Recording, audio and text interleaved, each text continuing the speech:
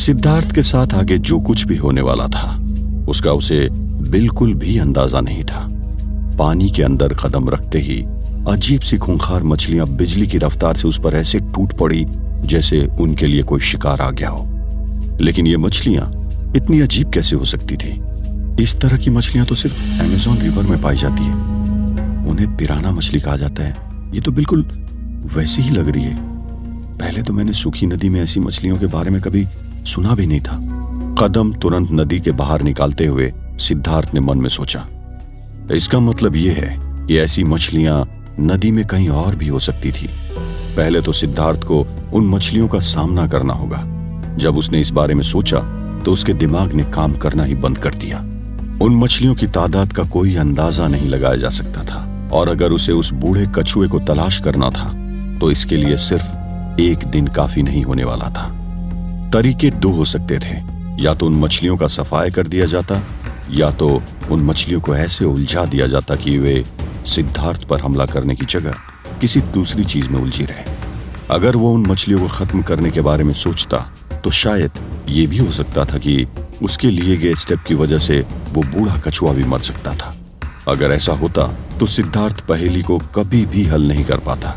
इसलिए उसने उन भूखी मछलियों के लिए कोई दूसरी खुराक तलाश करनी थी। ये काम बहुत ज्यादा मुश्किल नहीं था। गांव में बकरे, मुर्गे, मुर्गियां आसानी से खरीदे जा सकते थे। वक्त गंवाने का मतलब था सिर्फ बेवकूफी। सिद्धार्थ ने गांव से 5 बकरे खरीदे और 1 घंटे के अंदर दोबारा वो नदी किनारे उसी जगह पर पहुंच गया। उसने उन बकरों को जैसे ही पैर बांधकर नदी के उस हिस्से में फेंका, वे मछलियां उन पर टूट पड़ी। जब सिद्धार्थ ने देखा कि पूरी तरह से वे मछलियां उन बकरों को खाने में उलझी हुई है तो वो तुरंत नदी में उतर गया। उसने इधर उधर गड्ढों में ढूंढना शुरू किया, लेकिन उसे कहीं केकड़े दिखाई दिए तो कहीं कुछ भी नहीं। उसके पास ज्यादा देर तक वहां नदी में बने रहने का वक्त नहीं था, इसीलिए वो तुरंत नदी से बाहर निकल गया।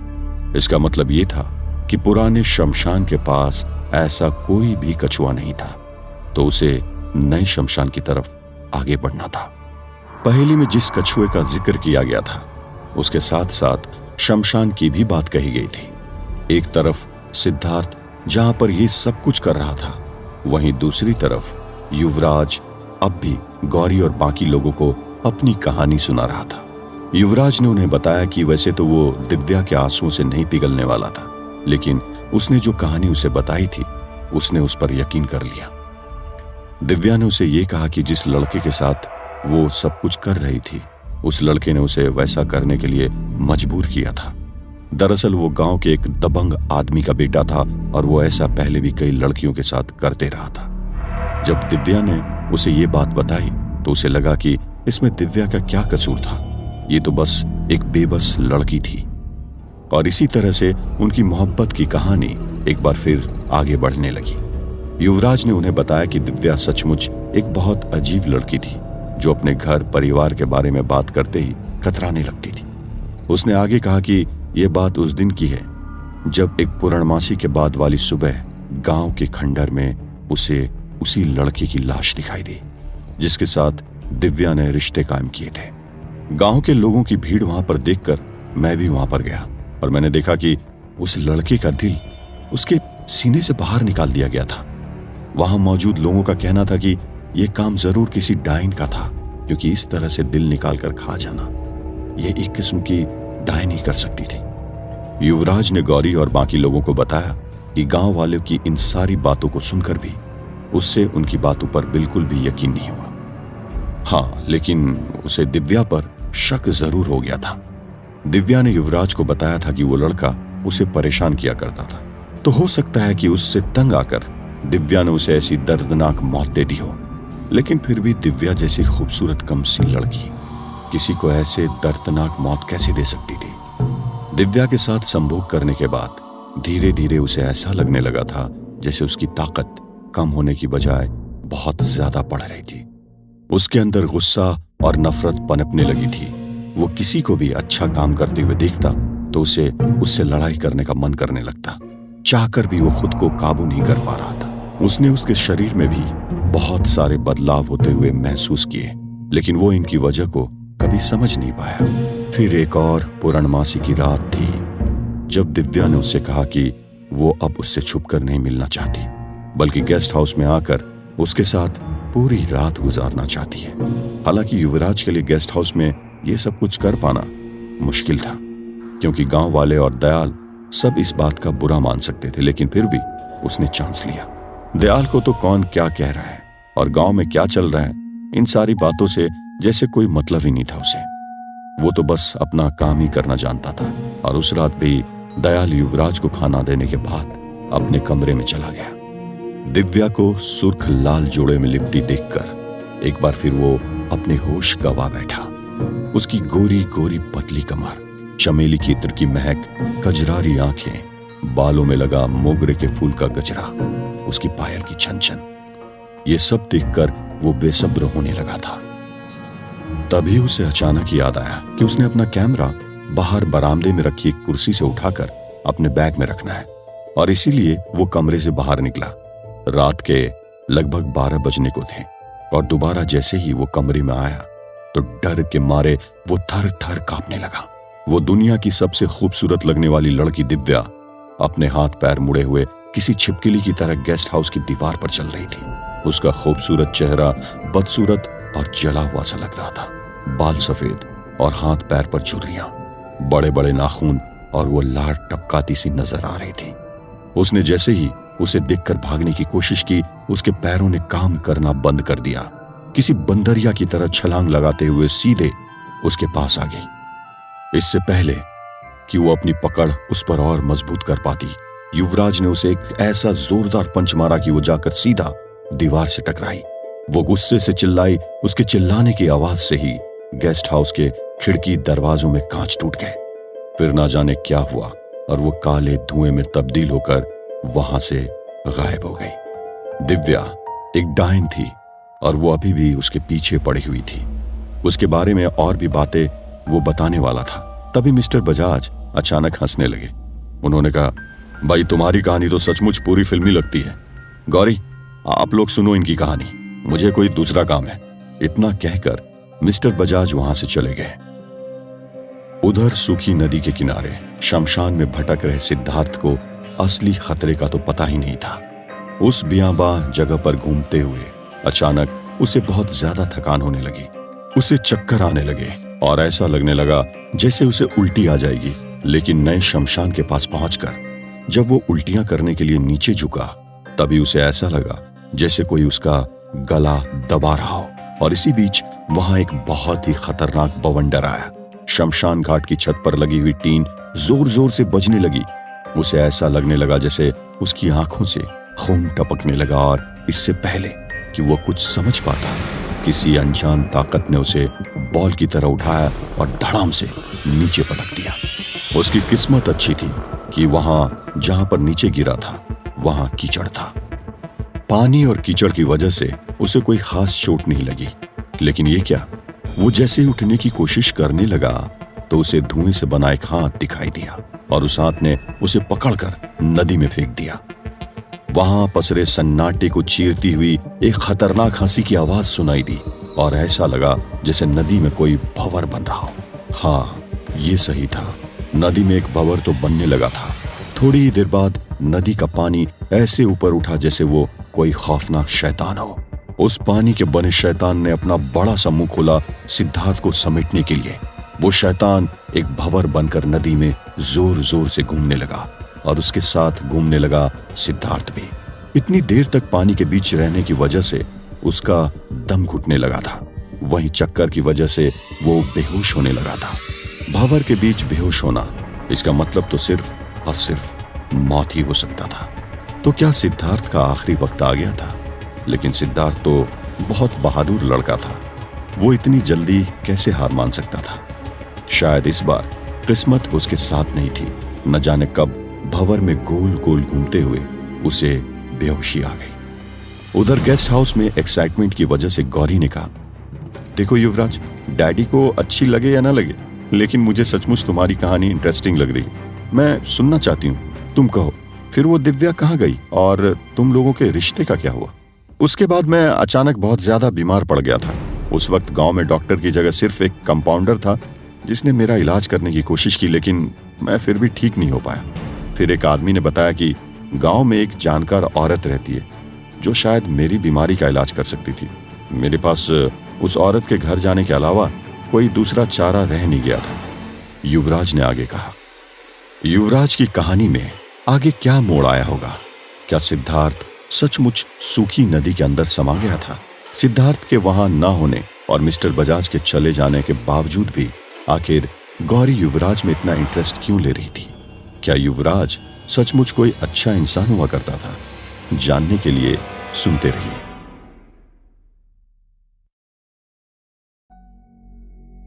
उधर युवराज अपनी कहानी सुना रहा था और उधर सिद्धार्थ एक बहुत बड़ी मुसीबत में फंस चुका था। लगभग बेहोशी की हालत में वो पानी के भंवर से घिरा हुआ था। न जाने किस किस तरह से पानी के थपेड़ों को बर्दाश्त कर रहा होगा। थोड़ी देर बाद जब वहां पर शमशान में एक लाश को अंतिम संस्कार के लिए लाया गया तो वहां बजने वाले ढोल की आवाज से सूखी नदी में हो रही वो हलचल अपने आप थम गई। जब लोग वहां पर पहुंचे तो उन्हें शमशान के शेड से थोड़ी दूरी पर नदी के किनारे कोई पड़ा हुआ दिखा। जब उनमें से कुछ लोग देखने के लिए गए तो सिद्धार्थ को वहां पड़ा देखकर उन लोगों के होश उड़ गए। अरे देखो, ये तो वही फैक्ट्री वाला सिद्धार्थ है। क्या ये नदी में डूबकर मर गया? कहीं हवेली के शैतान से परेशान होकर इसने आत्महत्या तो नहीं कर ली? वे लोग आपस में एक दूसरे से ऐसी बातें करने लगे। तभी उनमें से एक ने आगे बढ़कर सिद्धार्थ की पल्स और सांसें चेक की और उसने पाया कि सिद्धार्थ की सांसें अभी भी चल रही थी। उन्होंने उस मुर्दे के अंतिम संस्कार को कुछ देर के लिए रोक दिया और सिद्धार्थ के पेट से पानी निकालने लगे। थोड़ी देर मशक्कत करने के बाद पेट से पानी बाहर आते ही थोड़ी ही देर में सिद्धार्थ को होश आ गया। वो खांसते हुए उठा, शायद पानी उसके फेफड़ों में भर गया था। शाम के लगभग 5 बजने को थे और गांव वाले भी उस जगह पर और ज्यादा नहीं ठहर सकते थे। पूछने पर सिद्धार्थ ने लोगों को बताया कि किसी अनजान ताकत ने उसे नदी में खींच लिया था और फिर उसके बाद उसे कुछ याद नहीं है। गांव वाले उसकी बातें सुनकर डर से कांपने लगे। उन्हें यह डर लगने लगा कि कहीं वही शैतानी ताकत उन पर भी ना हमला कर दे, लेकिन किसी ने अपने डर को जाहिर नहीं किया। सिद्धार्थ ने उन लोगों से पूछा कि वे लोग वहां पर किसका अंतिम संस्कार करने आए और उसकी मौत कैसे हुई। तो उन्होंने बताया कि कोई बूढ़ी औरत थी जो कि बीमार थी और बीमारी के चलते ही उसकी मौत हो गई। जब सिद्धार्थ वीरानगढ़ में आया था तब से उसने ज्यादातर लोगों की बेवक्त मौत ही देखी थी। गांव के लोगों ने उसकी मदद की हो ऐसा भी उसने बहुत कम ही देखा था, लेकिन अभी इस वक्त लोगों ने उसकी भी जान बचाई थी क्योंकि रात होने वाली थी और रात में वो वैसे भी नदी में उस कछुए को ढूंढ नहीं पाता। इसीलिए अंतिम संस्कार में उन लोगों के साथ शामिल हो गया। सूरज डूबने से पहले ही अंतिम संस्कार की सभी रस्में पूरी कर ली गई थी। सब लोग अपने घरों को लौट गए। सिद्धार्थ भी गेस्ट हाउस पहुंचने वाला था, तभी उसने देखा कि गौरी युवराज के साथ कहीं बाहर जा रही थी। गौरी को इस तरह उसके साथ घूमते देखकर सिद्धार्थ के दिल पर जो बीत रही थी उसका अनुमान लगाना भी मुश्किल था। हालांकि उसने खुद ने भी सानिया के साथ अपनी मर्यादाएं लांघी थी, लेकिन गौरी तो कभी ऐसी थी ही नहीं। फिर ये सब क्या हो रहा था? सिद्धार्थ हैरान परेशान था, लेकिन वो चाह कर भी आगे बढ़कर गौरी को रोक नहीं सकता था। मिस्टर बजाज, जो सिद्धार्थ को गौरी के साथ देखना पसंद नहीं करते थे, उन्होंने गौरी को एक अनजान लड़के के साथ कैसे जाने दे दिया था। खैर, जो भी हो, सिद्धार्थ को अभी ये सोचना था कि कल दिन निकलते ही वो ऐसा क्या करे कि उसे कछुआ मिल जाए। वो इस बात को तो अच्छी तरह जानता था कि उसके साथ जो कुछ भी हुआ था उसके पीछे कोई बुरी आत्मा या शैतानी ताकत जरूर थी। इसका मतलब उसे पहले से ज्यादा तैयारी से वहां जाना होगा। दूसरी तरफ गौरी और युवराज गांव का चक्कर लगाने के लिए बाहर निकले थे। दरअसल जिस तरह से मिस्टर बजाज ने युवराज को उसकी कहानी बताते वक्त डिस्टर्ब किया था, गौरी को अच्छा नहीं लगा था। वो चाहती थी कि वो युवराज की ट्रेजेडी अच्छी तरह से सुने। बहरहाल सिद्धार्थ गेस्ट हाउस पहुंच चुका था और उसने किसी से भी कुछ नहीं कहा। दयाल ने उसे चाय लाकर दी और वो चाय पीकर बुक पढ़ते हुए आराम करने लगा। युवराज ने गौरी को आगे बताया कि उसे एक किताब के जरिए पता चला कि उस डायन दिव्या और हवेली के शैतान के बीच में क्या रिश्ता था। दरअसल वो उस शैतान की सबसे ज्यादा पसंदीदा पत्नियों में से एक थी। वो शैतान उस डायन पर खुद से भी ज्यादा यकीन किया करता था, इसीलिए कभी भी वो उसे कुछ भी करने से नहीं रोकता था। एक डायन अगर किसी का खून पिए भी तो इसमें कोई उसे इल्जाम कैसे दे सकता था। लेकिन युवराज को पता चली सच्चाई और भी ज्यादा खतरनाक थी। उसे पता चला था कि दिव्या उसकी तरह नौजवानों को प्यार के जाल में फंसाकर उनसे संभोग करके पहले अपनी हवस मिटाती थी और फिर उनके सीने से दिल निकालकर खा जाया करती थी। वो चाहकर भी युवराज का खात्मा इसलिए नहीं कर पाई थी क्योंकि बार बार उसके साथ संभोग करके युवराज के अंदर भी खतरनाक शैतानी ताकतें आ चुकी थी। युवराज खुद भी इस बात से अनजान था। वो बिना मरे ही शैतानी मर्दों की अच्छी खासी ताकत का मालिक बन चुका था। जब उसने गौरी को यह सब कुछ बताया तो गौरी ने उसकी बात को बिल्कुल आसानी से सच मान लिया। ये सब कुछ क्या हो रहा था समझ के परे था। तुमने ये तो नहीं बताया कि उस बेताल और हवेली के शैतान के बीच का रिश्ता क्या था और वे दोनों एक दूसरे से कैसे अलग हो गए? गौरी ने युवराज से पूछा। वो सब कुछ मैं तुम्हें बाद में बताऊंगा, लेकिन इस वक्त मैं तो सिर्फ यही कहना चाहूंगा कि अगर हम दोनों साथ में कोशिश करें तो हम लोग हवेली के उस शैतान को कड़ी टक्कर दे सकते हैं। युवराज ने गौरी से कहा। उसने बताया कि उसकी ताकत और गौरी की इंटेलिजेंस से अगर दोनों साथ मिल जाए तो वे दोनों वीरानगढ़ को एक बार फिर से आजाद करवा सकते हैं। उसने गौरी से यह भी कहा कि वो भी चाहता है कि सिद्धार्थ को उसके पेरेंट्स वापस मिल जाए। गौरी को उसकी बात पर एक बार फिर यकीन हो गया और उसे सचमुच एक अच्छा इंसान मानने लगी। अगर वो अच्छा ना होता तो उसने गौरी की जान बचाई ही क्यों होती। उसने उसे अब तक कुछ भी गलत तो नहीं कहा था, सारी बातें सही थी और ये बात भी सच था कि वो ताकतवर भी था। उसकी बातों से गौरी की उम्मीद बनने लगी थी। ये दोनों तो घूम फिर कर गेस्ट हाउस वापस जाने लगे थे, लेकिन आज रात वीरानगढ़ में कुछ ऐसा होने वाला था जो कि हद से ज्यादा खौफनाक और रूह कपा देने वाला था। दरअसल हुआ ये कि न जाने कहां से लोगों को सोशल नेटवर्किंग साइट पर वीरानगढ़ में घटने वाली खतरनाक घटनाओं के बारे में पता चल गया। आज तक तो इसके बारे में इस तरह से कभी कोई भी खबर बाहर नहीं निकली थी, लेकिन अब जब ऐसा हो चुका था तो लोगों में इसे लेकर एक्साइटमेंट भी बढ़ते जा रहा था। ऐसा खास तौर पर यंगस्टर्स के बीच हो रहा था और ऐसा ही एक ग्रुप जिनके बीच वीरानगढ़ को लेकर चैटिंग हुई थी, वे लोग आज मौत को दावत देने वाले थे। उन्होंने सब कुछ पहले से प्लान कर रखा था। उन्हें पता था कि जैसे ही रात का अंधेरा गहरा होता जाएगा वीरानगढ़ में खतरा हद से ज्यादा बढ़ जाएगा। वे सारे नौजवान आज के जमाने के थे जिन्हें ये सब कुछ बिल्कुल मजाक लगता था। उनमें से कुछ तो ऐसे भी थे जिनके पास कुछ मॉडर्न टेक्निकल डिवाइसेस भी थे और वे चाहते थे कि दुनिया के सामने वीरानगढ़ का सच लेकर आए। सोशल नेटवर्किंग साइट पर फेमस होने लोगों में ट्रेंड हो चुका है और कोई भी पीछे नहीं रहना चाहता, लेकिन लगता है वे लोग तो हद से ज्यादा ही आगे बढ़ चुके थे। रात के 10:30 बजने वाले थे और उन लोगों ने वीरानगढ़ में कदम रखा। उन लोगों ने पहले ही सब कुछ डिसाइड कर रखा था। उन्हें पहले से ही पता था कि वहां की सबसे खतरनाक जगह वो बुधा हवेली थी। अपनी कार को वीरानगढ़ की बॉर्डर पर पार्क करने के बाद वे चारों दोस्त गांव के अंदर दाखिल हो गए। जैसा कि उन्होंने सुना था सब कुछ बिल्कुल वैसा ही था। ऐसा लग रहा था जैसे गांव में सबको सांप सूंघ गया हो। हर तरफ बस सन्नाटा ही पसरा हुआ। झिंगूर की आवाज और कुत्तों के रोने के अलावा कुछ भी सुनाई नहीं दे रहा था। लेकिन वे सब तो वहां पर मस्ती करने आए थे। उन्हें तो पता था कि ये भूत वूत कुछ होते ही नहीं, ये सब कुछ बस मन का वहम होता है। उनकी भी इसमें क्या गलती थी।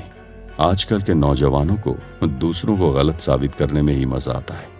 उसे वो अपनी शान समझते हैं। उनके आने के बाद उन्हें सिर्फ सन्नाटा और दूर दूर तक फैला हुआ गहरा अंधेरा ही दिखाई दिया था। चाहकर भी उन्हें कोई ऐसा शख्स नहीं दिख रहा था जिससे वे लोग कुछ बात कर पाते। 3 लड़के, उनके साथ एक लड़की। इन लोगों की ऐसी एडवेंचर और एक्साइटमेंट से भरी हुई जगह पर जाने की हमेशा से आदत रही थी। वे लोग गांव के हालात देखकर हंस रहे थे, सोच रहे थे कि गांव के लोग कितने बेवकूफ हैं जो यूं ही अंधविश्वास के जाल में फंसकर ऐसे घर में कैद हो जाते हैं। अब तक तो सब कुछ ठीक चल रहा था। वे लोग गांव में इधर उधर घूम रहे थे और उन्हें भूत प्रेत आत्माओं जैसा अभी तक एक कुछ भी नहीं दिखाई दिया था। वे सभी लोग कैंपेनिंग का सामान भी लेकर आए थे। इसका मतलब था कि वे लोग कहीं टेंट सेट करने वाले थे। तभी उनमें से जो लड़की थी उसने कहा, क्यों ना हम ऐसा करें कि उस हवेली में चलकर ही कैंप लगा लें, ये कैसा रहेगा, और अपने कैमरास भी ऑन कर दें। तो क्या वे लोग सच में इस हवेली में ही कैंप लगाने वाले थे? क्या वो जो नौजवान भटक कर वीरानगढ़ चले आए थे वे कभी वापस जा पाएंगे? युवराज और गौरी के बीच जो कुछ भी चल रहा था वो था क्या? क्या शैतान वहां आए उन नौजवानों को सही सलामत वापस लौटने देगा, या सिद्धार्थ आकर उनकी जान बचा पाएगा? जानने के लिए सुनते रहिए। वे यंगस्टर जब से वहां पर आए थे ऐसा कुछ भी नहीं हुआ था जिससे उन्हें डर लगे। वे लोग तो डरने के लिए तैयार थे, एक दूसरे को यूं ही डराकर मजे ले रहे थे, हंस रहे थे। कच्चे घर, पतली गलियां, गांव का स्कूल, अस्पताल, मंदिर, हर एक जगह के सामने से वे लोग घूम कर देख रहे थे। गांव की गलियों में जहां तहां स्ट्रीट लाइट भी जल रहे थे। गाइस, क्या तुम लोगों को लगता नहीं कि लोगों ने इस जगह के बारे में बहुत बड़ा चढ़ाकर कह दिया था?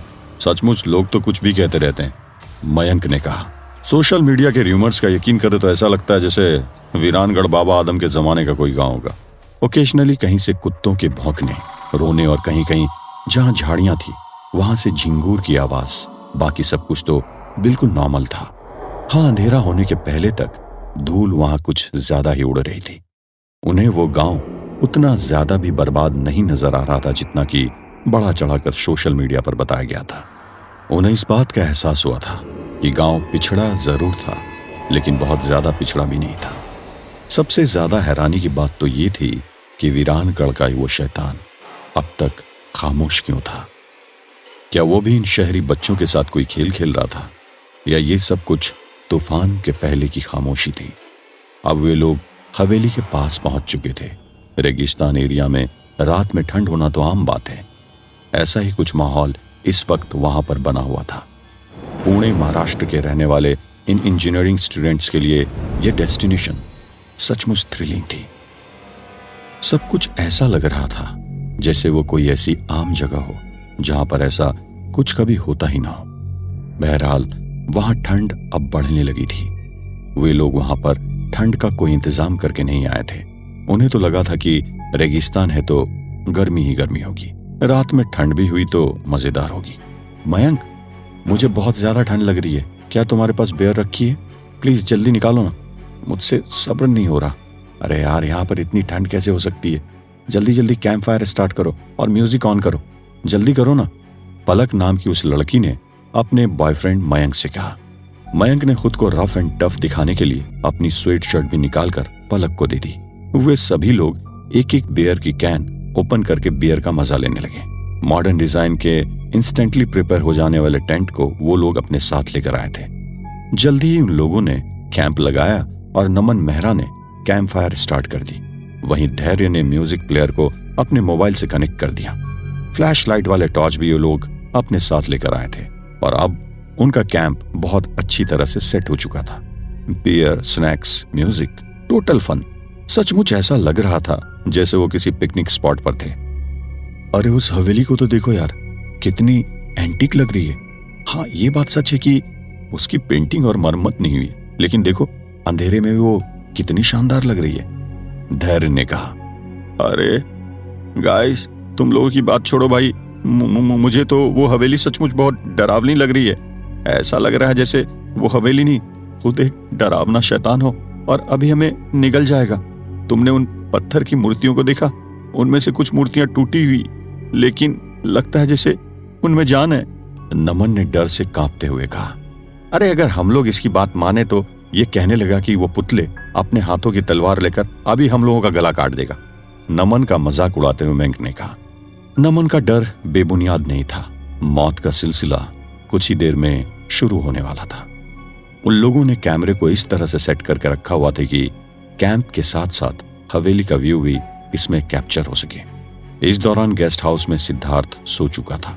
वहीं गौरी के ख्यालों में अभी भी युवराज की बातें ही घूम रही थी।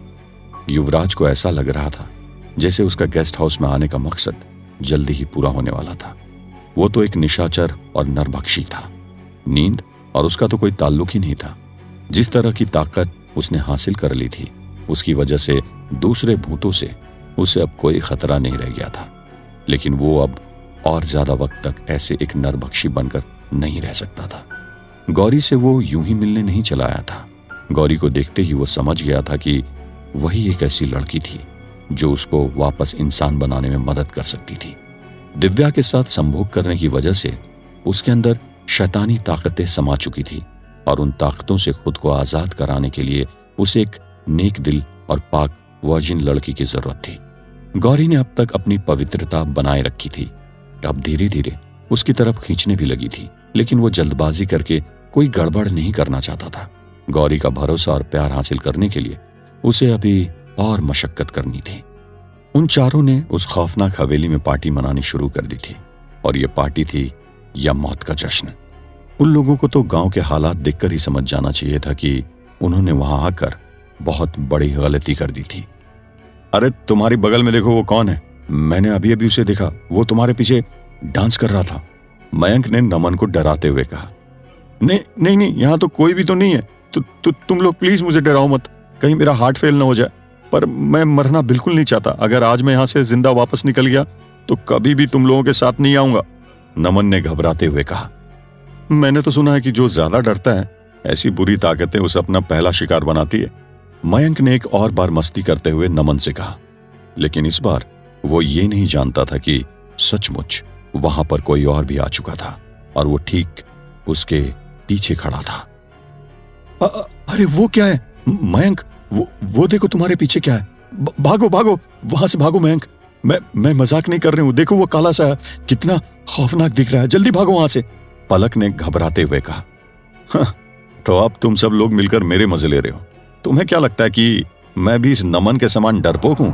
मयंक ने कहा। इतना कहते ही वहां जोर जोर से शैतानी हंसी की आवाजें आने लगी। इससे पहले कि मयंक कुछ और समझ पाता, वो साया ठीक उसके सामने आ गया। काले कपड़े में लिपटे उस भूत की आंखें थी ही नहीं, मतलब आंखों की जगह बनी ही नहीं थी। उसके बाल पूरे काले और बड़े बड़े थे। उसने मयंक को ऐसे उठाया जैसे कोई आसानी से कपड़े धोने के लिए अपने कपड़े उठा लेता है। फिर उसने उसे बरगद के पेड़ की जड़ से उल्टा लटकाकर बांध दिया। जब उनकी आंखों के सामने ऐसा हुआ था, उन मॉडर्न यंगस्टर की तो जान हलक में आ गई थी। छोड़ो छोड़ो छोड़ो मुझे, कौन हो तुम? प्लीज छोड़ दो, हमने तुम्हारा क्या बिगाड़ा है? मयंक घबराहट के मारे गिड़गिड़ाते हुए कहने लगा। हेल्प हेल्प हेल्प, अरे हेल्प हिम, कोई तो बचाओ उसे। पलक ने कहा। नमन के तो हाथ और पैर ठंडे पड़ गए। उसकी हिम्मत पहले ही जवाब दे चुकी थी। अब जो कुछ हुआ था उसके बाद तो वो अपनी जगह से भी नहीं हिल पा रहा था। इतनी ठंड में वो पसीने से लथपथ होता जा रहा था। धैर्य उसे बचाने की कोशिश करता था। इससे पहले ही वहां पर एक धमाका हुआ। ये धमाका ऑटोमेटिक पिस्टल से चलने वाली गोली की वजह से हुआ था। मयंक अपने पास एक पिस्टल रखा करता था। इस तरह की जगह पर जाने का शौक था, इसलिए वो इस तरह की डिफिकल्ट सिचुएशन से डील करने के लिए उसे अपने साथ रख लिया करता था। गोली चलते ही पेड़ पर लटका मयंक धड़ाम से जमीन पर नीचे गिर गया। खुद को संभालते हुए उसने अपने दोस्तों से कहा, चिल गाइस, अब हम लोग भी इन सारी चीजों से डरने लगे तो हम लोगों में और गांव के गवारों में क्या फर्क रह जाएगा? ये सब कुछ कोई ट्रिक है और हम लोगों के साथ गेम खेल रहा है कोई। अब देखो गोली चलते ही सब कुछ कैसे शांत हो गया। नहीं नहीं, अरे नहीं यार, प्लीज यहां से निकलो, चलो जल्दी करो। एटलीस्ट मैं तो इस तरह से बिल्कुल अपनी जान नहीं गंवाना चाहता। Please guys, try to understand, let's move. कपकपाती हुई आवाज में नमन ने कहा। वो सही कह रहा है मयंक, चलो हम लोग यहाँ से भाग चलते हैं। For God sake let's move, don't waste time. रोते हुए पलक भी कहने लगी। अरे यार, अब तुम्हें क्या हो गया? तुम क्यों रो रही हो? मैं बोल तो रहा हूं ना कि ये सब कुछ एक प्लान गेम है। शायद बस इसीलिए कि यहाँ पर कुछ लोग अपने इलीगल काम किया करते होंगे। That's it. मयंक ने एक बार फिर उन लोगों को तसल्ली देते हुए कहा। वो खुद अंदर तक कांप चुका था, लेकिन अपनी गर्लफ्रेंड के सामने अपने आप को इस तरह से कमजोर तो नहीं दिखा सकता था, इसीलिए वो नाटक कर रहा था। भाई भाई, इन लोगों की बात मान ले, अब तो मुझे भी लगता है कि हम लोगों की जान खतरे में है। We are trapped. और कोई ये इंसान काम कैसे कर सकता है? There are some supernatural elements. भाई मेरी सचमुच फट रही है यार, चलो भागो भागो यहां से प्लीज। धैर्य ने भी नमन और पलक की बातों को दोहराते हुए कहा। लेकिन उन लोगों की इतनी बातें करते ही वहां पर एक चुड़ैल की जोरदार चीख सुनाई दी और फिर वो जोर जोर से हंसने लगी। छन छन छन घुंघरू की आवाज उनकी तरफ आगे बढ़ने लगी और तभी अचानक बिल्ली की रोने की आवाज सुनाई दी। तो आगे इन लोगों के साथ क्या होने वाला था? क्या सचमुच उन चारों की जिंदगी का ये आखिरी दिन था? क्या उन्हें बचा पाना किसी के बस की बात है? सिद्धार्थ तो खुद अपनी दूसरी पहेली में उलझा हुआ है, तो क्या वो इसे बचा पाएगा? जानने के लिए सुनते रहिए। वे अलग अलग आवाजें, क्या तुमने अभी उन आवाजों को सुना? नमन ने उन लोगों से पूछा। हाँ यार नमन, तुम सच कह रहे हो। ये सब कुछ सिर्फ और सिर्फ मेरी बेवकूफी की वजह से हुआ है। अगर मैंने पहले इन बुरी ताकतों का मजाक नहीं उड़ाया होता और तुम्हारी बात मान ली होती तो शायद हालात कुछ अलग होते। हम सब ने भी उन आवाजों को सुना है। ये सब कुछ सही है। ये जगह सचमुच हॉन्टेड है। हम लोगों की जान बहुत बड़ी मुसीबत में है। हमें यहां से जल्दी निकलना होगा, मयंक ने कहा। इससे पहले कि वे लोग वहां से भागने के लिए अपने कदम भी बढ़ा पाते, अचानक उस हवेली के सारे लाइट बंद चालू होने लगे। बहुत जोर जोर से हवा चलने लगी। हवेली के गार्डन में लगे हुए हरे हरे और सूखे सभी पेड़ जोर जोर से हिलने लगे। इससे पहले कि वे लोग वहां से भागने के लिए अपने कदम बढ़ा पाते, अचानक उस हवेली के सारे लाइट बंद चालू होने लगे। बहुत जोर जोर से हवा चलने लगी। हवेली के गार्डन में लगे हुए हरे हरे और सूखे सभी पेड़ जोर जोर से हिलने लगे। हरे पेड़ों का हिलना तो फिर भी समझ आता था, लेकिन सूखे पेड़ तो कभी हिलते भी नहीं। ये सब देखकर तो उनकी हालत खराब हो रही थी और तभी अचानक वो काली बिल्ली पलक के ऊपर कूद गई और उसने उसे पूरी तरह नोचना शुरू कर दिया। उसने झटके से जैसे ही उस बिल्ली को नीचे फेंका तो उसने देखा कि वो बिल्ली म्याऊं म्याऊं करते हुए बरगद के पेड़ के पास जाकर चारों तरफ घूमने लगी। थोड़ी देर बाद वहां पर एक छोटा बच्चा आया और वो उस रोती हुई बिल्ली को गोद में उठाने लगा। वो बच्चा भी रो रहा था। वहां का टेम्परेचर अचानक से बहुत ज्यादा ठंडा होने लगा और हवा आवाज करते हुए बहने लगी। इतनी तेज हवा थी कि वो लोग ठीक से खड़े भी नहीं हो पा रहे थे।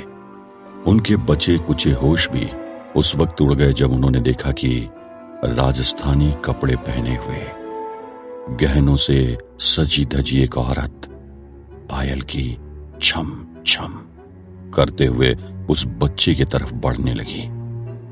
उस औरत के वहां पर आते ही चंपा के इत्र की महक आने लगी।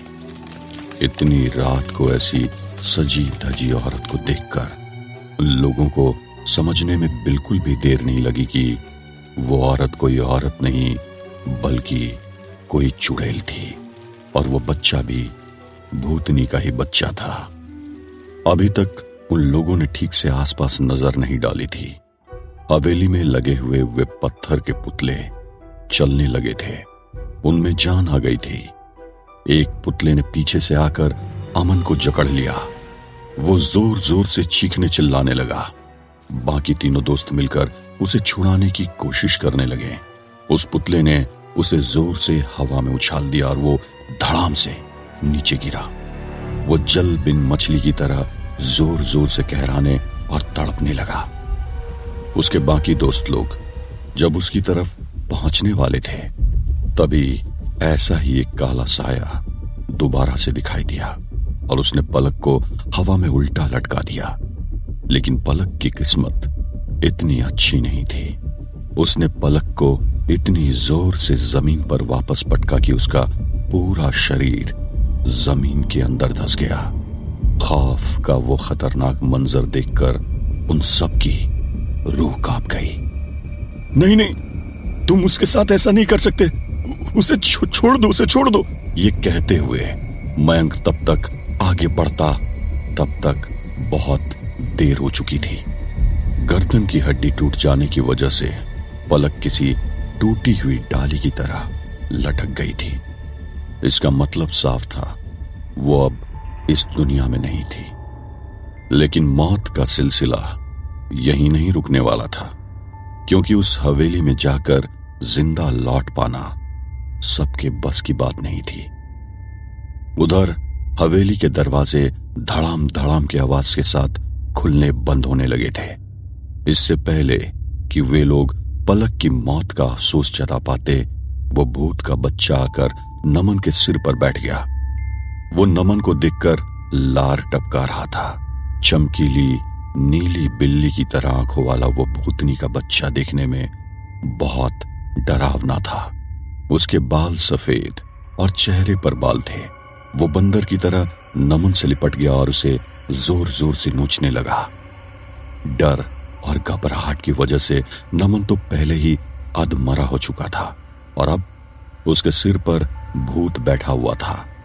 धैर्य ने हिम्मत दिखाई और अपनी पूरी ताकत से उस भूत के बच्चे को एक जोरदार पंच मारा। वो भूत का बच्चा जैसे ही जमीन पर गिरा, वे लोग तुरंत हवेली के अंदर भागने लगे। जैसे ही वे लोग हवेली के अंदर पहुंचे, हवेली के दरवाजे दोबारा बंद हो गए। हवेली के अंदर जाते ही उन्हें ऐसा लगने लगा जैसे उस कमरे में ऑक्सीजन ना के बराबर मौजूद है। हालांकि वे लोग जिंदा थे, लेकिन उन्हें ऐसा लग रहा था कि वो लोग ज्यादा देर तक बचने वाले नहीं हैं। वहां का ऑक्सीजन लेवल कम था, लेकिन इतना भी कम नहीं था कि वो लोग मर जाते। ऑक्सीजन लेवल कम जरूर था, लेकिन खत्म नहीं हुआ था। तो क्या वो सब दम घुटने की वजह से मर जाने वाले थे? इन सब के बीच वक्त तेजी से गुजर रहा था। 4 बजने के साथ ही शैतानी शक्तियां कमजोर पड़ने लगी। जिस तरह का डर और घबराहट उन सभी लोगों ने महसूस किया था, उसके बाद वे तीनों इसे और ज्यादा बर्दाश्त नहीं कर पाए और बेहोश हो गए। सुबह की पहली किरण के साथ ही गेस्ट हाउस में हलचल शुरू हो चुकी थी। सिद्धार्थ की बेचैनी तो बिल्कुल साफ समझी जा सकती थी, क्योंकि उसे उसके पेरेंट्स को जो खोजना था। लेकिन गौरी और युवराज की बेचैनी की वजह अलग अलग थी। वहीं मिस्टर बजाज को तो ये नहीं समझ आ रहा था कि वो 2 जवान लड़कों के बीच में अपनी बेटी को बहकने से कैसे बचाए। हालांकि उन्हें अपनी परवरिश पर यकीन था, लेकिन जमाना काफी बदल चुका था। बूढ़े बाबा इस दौरान अपना ज्यादातर वक्त किसी अनजान जगह पर बिता रहे थे। सुबह सब लोग के फ्रेश होते ही ब्रेकफास्ट और चाय पीने के बाद सिद्धार्थ बिना किसी से कुछ कहे अपना टूल बैग लेकर सूखी नदी और नए शमशान की तरफ निकल गया। जब वो गांव से होते हुए गुजर रहा था, तब उसने लोगों को बात करते हुए सुना। अरे लगता है शहर के कोई बड़े बाप के बच्चे थे, लेकिन उन्हें मरने के लिए आने की क्या जरूरत थी? अगर मरना ही था तो शहर में ही मर जाते। भाई मैंने तो खुद उन्हें अपनी आंखों से अपने घर के सामने से गुजरते हुए देखा था। वे सभी लोग शराब पी रहे थे, यहाँ तक कि उन तीनों के साथ जो लड़की थी वो भी। एक अधेड़ उम्र के शख्स ने कहा।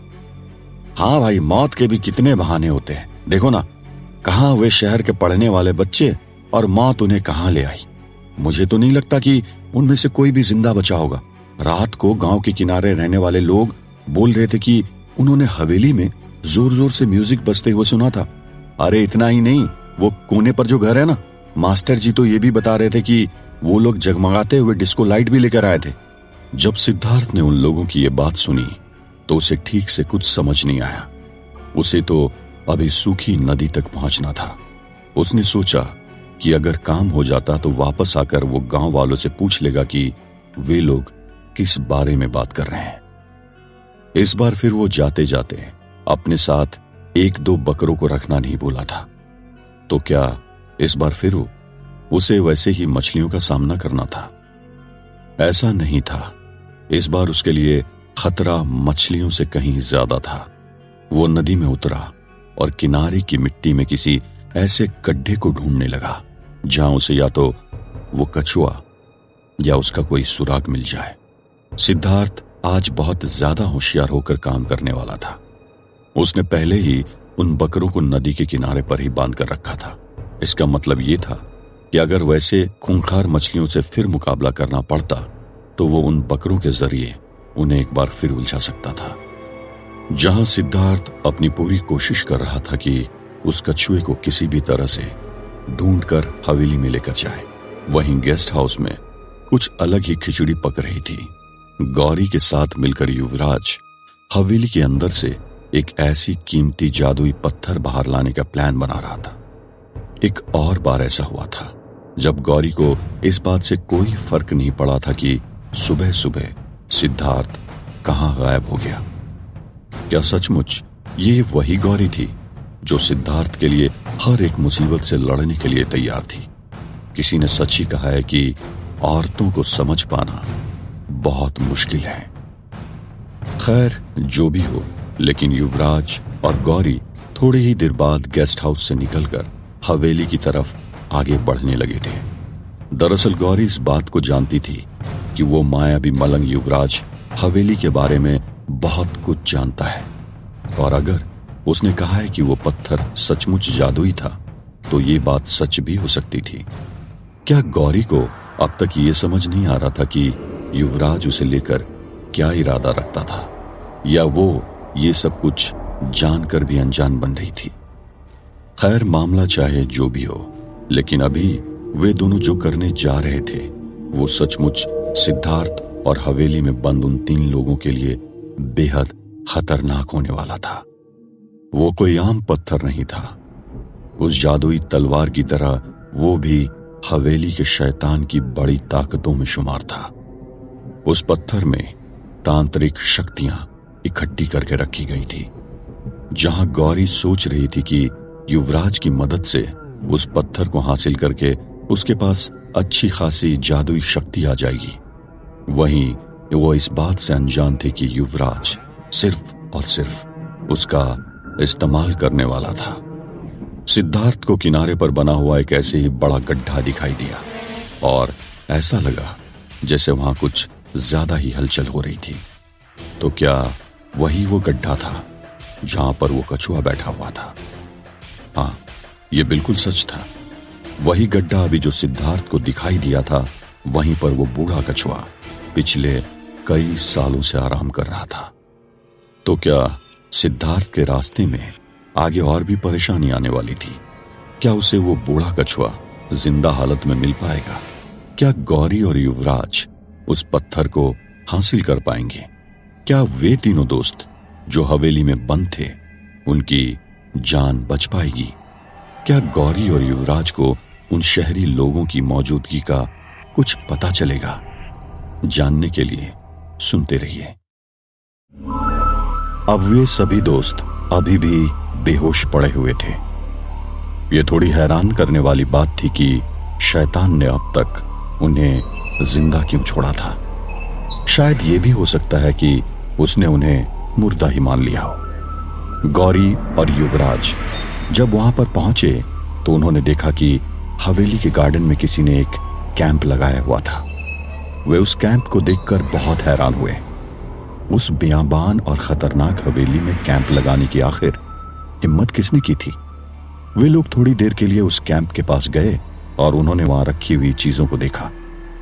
Travelling bags, beer bottles, snacks, torch, mobiles और उन शहरी लोगों के कुछ और भी सामान उन्हें वहां बिखरे हुए दिखाई दिए। लगता है यहां पर कल कोई आया था, शायद कोई शहर से आया हो, क्योंकि जिस तरह के सामान हमें यहां दिखाई दे रहे हैं वो कोई गांव के लोग तो यूज नहीं कर सकते। गौरी ने कहा। तुम ठीक कह रही हो गौरी, कोई ना तो कोई यहां जरूर आया था, लेकिन अब तो यहाँ पर कोई है ही नहीं, तो कोई आए या जाए इससे हमें क्या। युवराज ने जवाब दिया, युवराज, इतना ज्यादा सेल्फिश होना भी अच्छी बात नहीं है। मैं जानती हूं कि तुम्हारे साथ जो कुछ हुआ था वो अच्छा नहीं था, लेकिन तुम जानते हो कि ये जगह कितनी खतरनाक है। अगर यहाँ कोई आया था तो या तो उसकी जान खतरे में होगी या वो मारा जा चुका होगा। अगर हम उनके लिए कुछ कर सके तो हमें कोशिश करनी चाहिए। गौरी ने कहा, जब मैं पहले तुम्हारी तरह इंसान था ना, तो मैं भी ऐसे ही सोचा करता था, लेकिन इस वक्त मैं इंसान नहीं हूं। चलो देर मत करो, ऐसे अगर हम इन सब चीजों में उलझे रहें तो हमें कभी भी वो तांत्रिक शक्तियों से संपन्न पत्थर नहीं मिल पाएगा। युवराज ने कहा। इस बात को समझ पाना बहुत ज्यादा मुश्किल था कि गौरी आखिर ऐसा बर्ताव क्यों कर रही थी। उसका सिद्धार्थ का साथ ना देना यहां तक तो ठीक था, लेकिन वो इस मायावी मलंग युवराज की इतनी बातें क्यों मान रही थी। उसे एक बात पता थी कि हवेली में खतरा चाहे कितना भी बड़ा क्यों ना हो, लेकिन युवराज के साथ रहकर उसे कोई भी ताकत नुकसान नहीं पहुंचा सकती थी। ये बात सही भी थी। उस ताकतवर डायन से युवराज को जितनी ज्यादा शक्तियां मिली थी, उसमें उसकी इंसानी शक्तियां भी जुड़ गई थी। इसका मतलब युवराज सचमुच बहुत ताकतवर था। इससे पहले कि वे लोग हवेली के अंदर बढ़ पाते, युवराज को वहां पाकर सबसे पहले उसके सामने वही डायन दिव्या आ गई। उन दोनों के बीच अब पहले जैसा कुछ भी नहीं था, तो इसका मतलब साफ था, उन दोनों के बीच लड़ाई होने ही वाली थी। लेकिन ये क्या, दिव्या ने युवराज पर हमला न करके गौरी को अपना निशाना बनाया था। गौरी को देखकर वो गुस्से से और भी ज्यादा उबलने लगी। उसने अपने हाथों से आग का गोला गौरी को ऊपर फेंका, लेकिन इससे पहले कि वो गोला गौरी को नुकसान पहुंचा पाता, युवराज ने हाथ बढ़ाकर उस आग के गोले को रोक दिया था। लेकिन उसके तुरंत बाद उस डायन ने वहां जो जहरीली धुआं छोड़ा, उससे बच पाना गौरी के लिए बहुत मुश्किल होने वाला था। हालांकि उसकी दुश्मनी सिर्फ युवराज से थी, लेकिन उसे युवराज के साथ दूसरी लड़की को देखकर जलन भी हो रही थी। खुद को बचाने के लिए गौरी वहां से भागने लगी तो उस डायन ने उसके पैरों में जादुई जंजीरें जकड़ दी। युवराज ने कुछ ऐसा किया जिससे उस डायन के मुंह से निकला हुआ जहरीला धुआं वापस उसी के मुंह में चला गया। ये सारी ताकत उसे उसी की डायन के साथ रिश्ते कायम करने से मिली थी, और आज एक बार फिर उसी ताकत का इस्तेमाल उसे डायन के खिलाफ हुआ था। अब की बार युवराज ने आगे बढ़कर डायन का गला पकड़कर उसे उठाकर पटक दिया। गौरी इस लड़ाई को देखकर दंग रह गई थी। वो लड़ाई सचमुच बहुत अजीब थी। एक जिंदा इंसान जो कि हैवान बन गया था और एक डायन के बीच की लड़ाई। एक बार फिर जब उसका बस नहीं चला तो वो डायन दिव्या धुएं में तब्दील होकर गायब हो गई। वे दोनों ही इंसान नहीं थे। दिन के वक्त दोनों की ताकत कम थी, इसलिए गौरी को कोई बड़ा नुकसान नहीं हुआ। लेकिन क्या ऐसे ही किस्मत सिद्धार्थ की रहने वाली थी? हवेली में किसी कमरे में फंसे हुए बेहोश हो चुके उन यंगस्टर का क्या होने वाला था? सिद्धार्थ को वो कछुआ एक बार दिखाई देने के बाद वो कछुआ थोड़ी ही देर में कहीं गायब हो गया। सिद्धार्थ पूरी मशक्कत करके भी हार गया। धूप तेज होती जा रही थी और नदी के उस हिस्से में भी अभी दोबारा उसे कछुए का कोई साइन दिखाई नहीं दिया था। सिद्धार्थ को बहुत थकान हो गई थी, इसीलिए वो खाना खाने और थोड़ा आराम करने के लिए वापस गेस्ट हाउस चला गया। आमतौर पर वो ऐसा कभी नहीं किया करता था, लेकिन उस कछुए को ढूंढना सचमुच उसके लिए बहुत मुश्किल होता जा रहा था। इसके पहले परेशानियां तो उसने बहुत झेली थी और भूतों से भी मुकाबला किया था, लेकिन यहां तो जिस चीज की तलाश थी वो अब तक ठीक से नजर ही नहीं आई थी। दोपहर का वक्त था जब गौरी और युवराज हवेली के अंदर दाखिल होने लगे। यूं तो पहले भी गौरी सिद्धार्थ के साथ और अकेले भी हवेली में जा चुकी थी, लेकिन इतनी आसानी से हवेली का दरवाजा पहले कभी नहीं खुला था। गौरी और युवराज एक एक कमरे में हर एक छोटी मोटी जगह को टटोलने लगे। मयंक, नमन और धैर्य अभी न जाने हवेली के किस कमरे में किस हाल में पड़े थे। क्या वे तीनों जिंदा थे या कुछ और भी बुरा हुआ था? पहले तो गौरी युवराज से हवेली में दाखिल हुए लोगों को ढूंढने को लेकर उससे इंसानियत का पाठ पढ़ा रही थी, लेकिन एक बार अंदर आ जाने के बाद तो उसे इस बारे में कुछ भी ख्याल नहीं था। गौरी तो खुद ही जादुई पत्थर को हासिल करने में इंटरेस्टेड दिखाई देने लगी थी। उधर जब सिद्धार्थ गेस्ट हाउस पहुंचा तो उसे पता चला कि एक बार फिर गौरी युवराज के साथ कहीं गायब हो गई थी और मिस्टर बजाज चाहकर भी कुछ नहीं कर पाए थे। खैर, मिस्टर बजाज का बिहेवियर चाहे जो भी रहा हो, लेकिन सच्चाई तो यही थी कि गौरी उनकी बेटी थी और उसका भला बुरा शायद वही बेहतर जानते थे। हालांकि सिद्धार्थ जानता था कि वो मायावी मलंग गौरी को कहां ले गया होगा, लेकिन उससे पहले उस कछुए को ढूंढना था। गौरी को तो आजकल वैसे भी उसकी परवाह नहीं रह गई थी। वो दोबारा से नदी के उसी हिस्से में पहुंच गया था। उसे इस बात का पूरा अंदाजा था कि वो सही जगह पर था और उसे कछुआ वहीं मिलने वाला था। शाम होने को थी और अगर सिद्धार्थ 1-2 घंटे में उस कछुए को हासिल नहीं कर पाता तो एक और दिन यूं ही बर्बाद हो जाता। लेकिन इस बार उसे निराश नहीं होना पड़ा और उसे दिखाई दिया एक बड़ा सा कछुआ जो कि किनारे पर ही बैठा हुआ था। लेकिन सिर्फ फर्क इतना था कि वो नदी के दूसरे किनारे की तरफ बैठा हुआ था। मतलब सिद्धार्थ को दूसरी तरफ पहुंचना था। उसने नदी में छलांग लगा दी। छलांग लगाते ही वो बहुत ही गहराई में चला गया। सूखी नदी और इतनी ज्यादा गहरी, ऐसा कैसे हो सकता था? उस नदी में तो कई सालों से पानी की बहुत ज्यादा कमी हुआ करती थी। चाहे जो हो, सिद्धार्थ इस सब से डरने वाला नहीं था। अपने पेरेंट्स की चाह में बहुत समुंदर भी तैर कर पार कर सकता था। लेकिन अंदर एक मगरमच्छ इसके पीछे पड़ गया। सिद्धार्थ की खुशकिस्मती थी कि उसने नदी में छलांग लगाने से पहले हमेशा अपने साथ रखने वाले उस खंजर को अपनी कमर में खोस रखा था। जैसे ही वो मगरमच्छ उस पर झपट्टा मारने लगा, सिद्धार्थ ने भी हमला करने में कोई कसर नहीं छोड़ी। लेकिन मुकाबला इतना आसान नहीं होने वाला था। वो मगरमच्छ अपना जबड़ा खोलकर सिद्धार्थ के पैर को अपना निशाना बना लिया था। लेकिन दूसरे पल सिद्धार्थ ने पलटी मारी और उस खंजर से मगरमच्छ की आंख पर हमला कर दिया। वो मगरमच्छ छटपटाने लगा, तिलमिलाने लगा और उसने एक बार फिर सिद्धार्थ पर हमला किया। लेकिन इस बार सिद्धार्थ का निशाना ठीक उसका दिल था। खंजर उसके दिल में घुसते ही नदी के उस हिस्से का पानी लाल होने लगा। उस मगरमच्छ से खुद को बचाते हुए सिद्धार्थ उस कछुए तक पहुंच ही गया।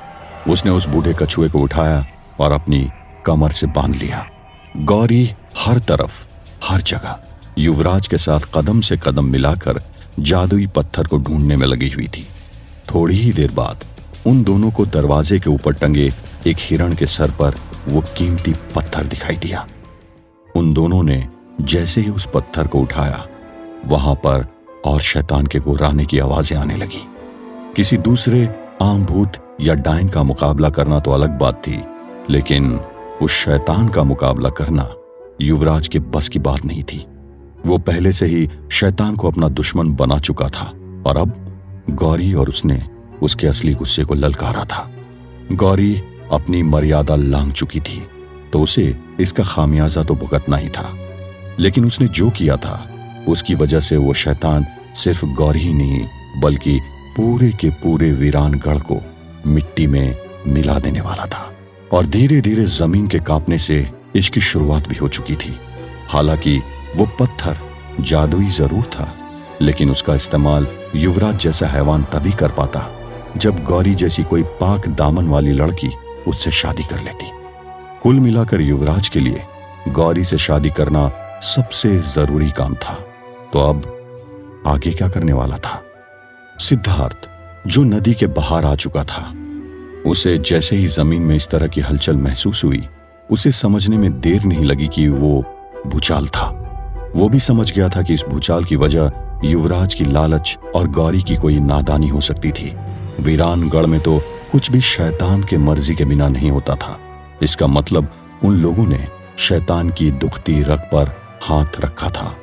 तो अब आगे क्या होने वाला था? क्या गौरी के साथ कुछ बुरा होने वाला था या युवराज का काम तमाम होने वाला था? क्या सिद्धार्थ वीरानगढ़ को तबाह होने से बचा पाएगा? क्या होगा उन 3 दोस्तों का जो अभी भी किसी कमरे में शायद बेहोशी की हालत में ही पड़े हुए थे? जानने के लिए सुनते रहिए। गौरी ने उस पत्थर को छूने की हिम्मत की थी। इससे उस शैतान का गुस्सा सातवें आसमान पर था। वो एक ऐसा पत्थर था जिसे किसी भी लड़की के हाथ से नहीं छुआ जाना चाहिए था। कारण चाहे जो भी रहा हो, लेकिन वो शैतान अब पूरी तरह से बौखला चुका था और अब वीरानगढ़ को उसका गुस्सा झेलना था। अभी भी वहां पर जो धरती कांप रही थी, उससे गौरी और युवराज को कोई फर्क नहीं पड़ रहा था, क्योंकि वो हवेली जिसमें वो मौजूद थे कई सालों से ऐसे ही खड़ी थी। इसका मतलब था कि वो बहुत मजबूत थी, तो उन्हें किसी बात का डर नहीं था। लेकिन ये सब कुछ ज्यादा देर तक के नहीं चलने वाला था। और दूसरी तरफ गौरी और युवराज की हरकतों में कमी आने की बजाय वे लोग उस शैतान को और भी ज्यादा गुस्सा दिलाने में लगे हुए थे। उस पत्थर के मिल जाने के बाद भी वो हवेली के दरवाजे को खोलने की कोशिश करते जा रहा था। ये वे दरवाजे थे जो बिना पहेली हल किए कभी नहीं खुल सकते थे। लेकिन ये क्या, उसने ऐसा क्या किया जिससे वो सातवां दरवाजा अपने आप खुल गया? ऐसा कैसे हो सकता था? हाँ, सचमुच उसने उसे लगभग लगभग तो खोल ही दिया था। उसके ऐसा करते ही पूरी हवेली डगमगाने लगी। वो दोनों धड़ाम धड़ाम करके नीचे गिर गए। हवेली का सारा सामान नीचे गिरने लगा। सब डगमगा रहा था। जब इतनी ज्यादा हलचल हुई तो शहर से आए वे तीनों दोस्त जो अभी बेहोश थे, उन्हें भी होश आ गया। अब वे तीनों बस अपनी मौत का इंतजार कर रहे थे। यहां जितनी भी हलचल हो रही थी, ये सिर्फ शैतान के गुस्से की वजह से हो रही थी। दरअसल वो अपने भारी भरकम कदमों से वीरानगढ़ को थर्रा देना चाहता था। तंत्र मंत्र, जादू टोना, इन सब चीजों की तो उसके पास ताकत मौजूद थी ही, लेकिन भूत प्रेत, चुड़ैल, पिशाच, डायन, ये सब उसके गुलाम थे। जिस शैतान के पास इतनी ज्यादा ताकत मौजूद हो, उसे गुस्सा दिलाने का मतलब तो सिर्फ और सिर्फ मौत ही हो सकता था। जहां गांव के कुछ घरों में दरार आ गई थी, वहीं कुछ कमजोर घर गिर गए थे।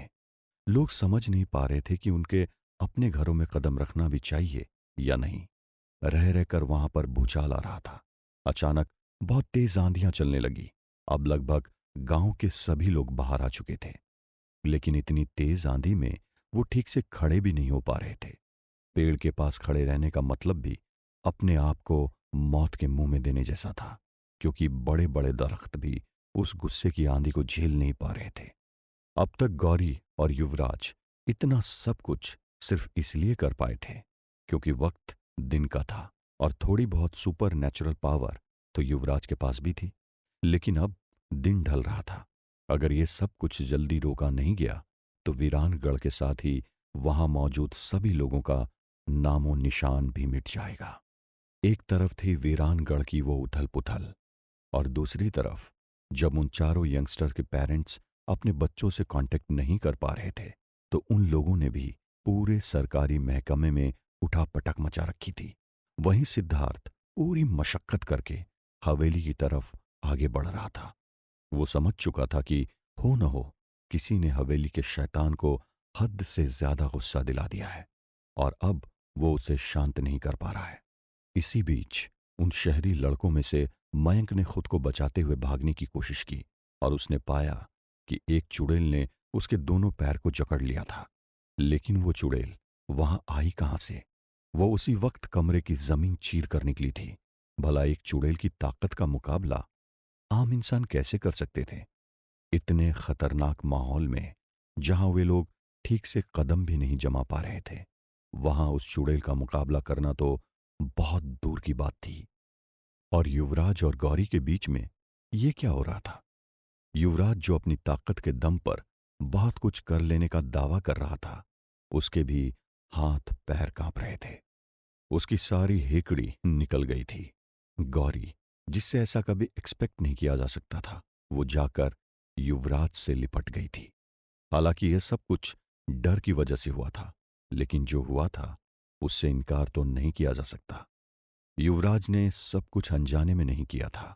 वो बहुत ही शातिर इंसान था और ऐसा भी बिल्कुल नहीं हुआ था कि उसे इस बात का अंदाजा न हो कि दिव्या कौन थी। उसने अब तक के गेस्ट हाउस के लोगों को जो कुछ अपने बारे में बताया था उसमें उसने कई सारी चीजों को छुपाया था और टेढ़े मेढ़े ढंग से पेश किया था। उसके साथ जो कुछ हुआ था उसके पीछे उसके गलत इरादे थे। वो वहां पर सिर्फ फोटोग्राफी करने के लिए नहीं आया था। ये बात बिल्कुल गलत थी। एक्चुअली वो हमेशा से ही सुपर नेचुरल पावर हासिल करना चाहता था। जब उसे वीरानगढ़ जैसे जगह के बारे में पता चला तो वो अपने लालच पर काबू नहीं कर पाया। उस पर अद्भुत शक्तियों को हासिल करने का इतना जुनून था कि उसे अपनी जान तक की परवाह नहीं रही। वो जब पहली बार इस गांव में आया था तब उसे समझ आ गया था कि गांव पूरी तरह से मनहूसियत के कब्जे में है। यहां के हालात देखकर उसे यह जगह किसी खजाने से कम नहीं लगी थी। वो एक इंसान जरूर था, लेकिन उसके शरीर में जो दिमाग था वो शैतान का था। जैसा कि उसने बताया कि वो मुंबई से था, तो मुंबई में भी उसकी हरकतें हमेशा से ही हैवान जैसी ही रही थी। वो इंसान रहते हुए भी एक हत्यारा और क्रिमिनल था, जो तंत्र मंत्र की विद्या पाकर दुनिया में राज करना चाहता था। एक कंप्लीट साइकोपैथ। लड़कियां, और खास तौर पर खूबसूरत और कमसिन उम्र की लड़कियां, उसकी एक बहुत बड़ी कमजोरी थी। उसका सिद्धि हासिल करने के जो पीछे मकसद था उसमें भी काफी हद तक उसकी यही हवस थी। वो तो बचपन से ही अपने से बड़ी उम्र की लड़कियों को देखकर भी लार टपकाया करता था। जो लड़की मान जाए वो सही, और जो नहीं मानती थी वो उसे हासिल करने के लिए किसी का मर्डर करने से भी नहीं चूकता था। उसके साथ वो कहावत बिल्कुल खरी उतरती थी कि एक तो कड़वा, दूजा नीम चढ़ा। उसके गलत इरादों को देखते हुए एक बार उसे एक फकीर मिला, जिसने उससे कहा कि वो जो कुछ भी हासिल करना चाहता है वो उसे मिल सकता है। उस फकीर ने उसे बताया कि किस तरह से वो अलग अलग तरह से सिद्धियां हासिल कर सकता है। फिर उसका इस तरह से फकीरों, तांत्रिकों से मिलना जारी रहा। जिन जगहों पर जाने से आम इंसान की रूह कांप जाती है, वो ऐसी जगह पर आधी रात को जाने की आदी हो गया था। अगर कुल मिलाकर कहे तो उसे वापस इंसान बनना बिल्कुल पसंद नहीं था, लेकिन वो सिर्फ खूबसूरत लड़कियों के बीच में रहना चाहता था, हमेशा इन भूत प्रेत चुड़ैलों के बीच नहीं। दिव्या, जो कि ये सोच रही थी कि वो इसका इस्तेमाल करेगी, दरअसल उस डाइन को भी युवराज धोखा दे के आया था। जब उसने उसके साथ पहली बार संभोग किया था तभी उसे इस बात का एहसास हो गया था कि वो कोई आम लड़की नहीं थी। आज जब उसने उस शैतान के गुस्से को ललकारा था तब जाकर उसे एहसास हो रहा था कि वो एक ऐसा ऊंट था जो पहाड़ के नीचे आ चुका था, जहां गांव वालों में इस बात की दहशत थी कि किस वक्त क्या हो जाएगा। क्या वो लोग जिंदा बच भी पाएंगे या नहीं, या उन्हें उस शैतान का कहर निगल जाएगा। सिद्धार्थ बेखौफ जान की परवाह न करते हुए आगे बढ़ रहा था। वहीं शहर के अफसरों ने वीरानगढ़ के आसपास के इलाकों की पुलिस की नाक में दम कर रखा था, क्योंकि वीरानगढ़ की जो पुलिस चौकी थी उससे कांटेक्ट कर पाना तो पुलिस ऑफिसर्स की बस की बात नहीं थी। मिसिंग बच्चों के पेरेंट्स ने जिस तरह की अप्रोच लगाई थी उससे बड़े अधिकारियों को तुरंत आनन फानन में एसआईटी का गठन करना पड़ा था, जिन्हें अपनी रिपोर्ट 3 दिनों के अंदर जमा करनी थी। ऐसा नहीं था कि पुलिस कोई एक्शन नहीं लेने वाली थी, लेकिन पुलिस इस मामले में कर भी कुछ नहीं सकती थी। लोकल पुलिस ने उस एरिया तक पहुंचने की कोशिश जरूर की थी, लेकिन एक बार फिर वो नाकाम हुए थे। जान का खौफ किसे नहीं रहता, और नौकरी जान से बढ़कर थोड़ी होती है। अधिकारियों को अच्छे से पता था कि इस मामले को कैसे डील करना है। उन्हें लिपापोती करने की आदत हो चुकी थी, और खास तौर पर वीरानगढ़ से जुड़े हुए मामलों में लोकल पुलिस से कम्युनिकेट करने का उन लोगों के पास कोई खास जरिया नहीं था। टेलीफोन के जरिए उन लोगों के बीच में जो कन्वर्सेशन हुआ था उसमें लोकल पुलिस ने सिटी पुलिस को बताया कि वो लोग स्पॉट पर गए थे। उन्होंने गांव में ठीक तरह से पेट्रोलिंग की है, लेकिन उन्हें उन बच्चों का कोई भी अता पता नहीं मिला है। उन्होंने आगे बताया कि वे लोग अभी भी सर्च ऑपरेशन जारी रखे हुए हैं, और जैसे ही कोई अपडेट मिलता है वो लोग उन्हें इन्फॉर्म करेंगे। सिद्धार्थ अब हवेली के करीब पहुंच चुका था। अब उसे इस बात का एहसास हो रहा था कि जब गांव वालों को उसने बात करते सुना था तो उसने उसकी बातों पर ध्यान क्यों नहीं दिया था। गांव वाले तो आपस में यही बात कर रहे थे कि शहर के कुछ लोग शायद हवेली में दाखिल हो गए हैं। सिद्धार्थ ने उस वक्त उनकी बातों पर इसीलिए ध्यान नहीं दिया था क्योंकि उसे यह सब कुछ सिर्फ एक अफवाह लग रही थी। दूसरी खास बात यह भी थी कि सिद्धार्थ को किसी भी हालत में उस कछुए को ढूंढने के लिए जाना था, तो वो एक ही वक्त में दो काम कैसे करता, इसीलिए वो हवेली में नहीं गया। तो क्या सिद्धार्थ के हवेली में जाने के बाद हवेली के हालात बदलने वाले थे? क्या सिद्धार्थ उस शैतान के गुस्से को झेल पाएगा? क्या होगा उन शहरी यंगस्टर्स का? क्या गौरी और युवराज भी शैतान के गुस्से की भेंट चढ़ जाएंगे? जानने के लिए सुनते रहिए। सिर्फ हवेली ही नहीं, पूरे गांव का माहौल बहुत खतरनाक हो गया था। लोगों का जिंदा रहना बहुत मुश्किल हो गया था और मौत पूरे गांव के ऊपर मंडरा रही थी। सिद्धार्थ ने जब उस बिगड़ते हुए माहौल को देखा तो उसे इस बात का अफसोस होने लगा कि आखिर उसने गौरी की मदद ली ही क्यों थी। उसे गौरी को इन सब में इन्वॉल्व नहीं करना चाहिए था। गौरी को लेकर वो बहुत ज्यादा गुस्से में था। हालांकि इसके लिए गौरी ही अकेले जिम्मेदार नहीं थी, लेकिन उसे भी क्लीन चिट नहीं दी जा सकती थी। सिद्धार्थ की तरफ से बार बार गौरी को समझाया गया था कि हवेली का वो शैतान कितना ज्यादा खतरनाक हो सकता है। उसे उस हवेली में कभी भी अकेला नहीं जाना चाहिए था। लेकिन इस बार वो एक अजनबी के साथ हवेली में चली गई थी, और वो भी एक ऐसा अजनबी जो खुद एक नरबख्शी हो। क्या उसकी आंखों पर पर्दा पड़ गया था या उसकी अक्ल घास चरने चली गई थी? इन सब बातों को सोचते हुए सिद्धार्थ ने हवेली के गार्डन के अंदर कदम रखा। अपनी बाईं तरफ बने हुए उस टेंट को देखकर उसे तुरंत गांव वालों की वो बातें याद आ गई जो उसने सुनी थी। हवेली के अंदर लगे टेंट का मतलब साफ था कि सचमुच शहर के कुछ नौजवान वहां पार्टी करने के लिए आए थे। इस वक्त लगभग शाम के 7-7:30 का वक्त हो रहा था। उस टेंट में टॉर्च जल रहे थे और दूसरी बहुत सी चीजें भी वहां पर पड़ी हुई थी। शैतान के गुर्राने और चिल्लाने की आवाज ऐसी सुनाई पड़ रही थी जैसे बादल गरज रहे हों। जहां आमतौर पर इस तरह की हलचल होने पर शहरों में भी बिजली गुल हो जाया करती थी, वहीं अभी भी वीरानगढ़ के हालात कुछ अलग थे। वहां बिजली अब भी चालू थी। शायद शैतान की भी यही मर्जी थी कि वो लोगों को ये दिखाना चाहता था कि वे देखें कि उनकी तबाही उन तक कैसे पहुंच रही है। हालात अभी भी जस से तस बने हुए थे। कभी जमीन कांप रही थी तो कभी तेज हवाएं चल रही थी। लोगों का बुरा हाल था। गांव में शायद ही कोई ऐसा शख्स था जो अपने घर के अंदर बैठा हो।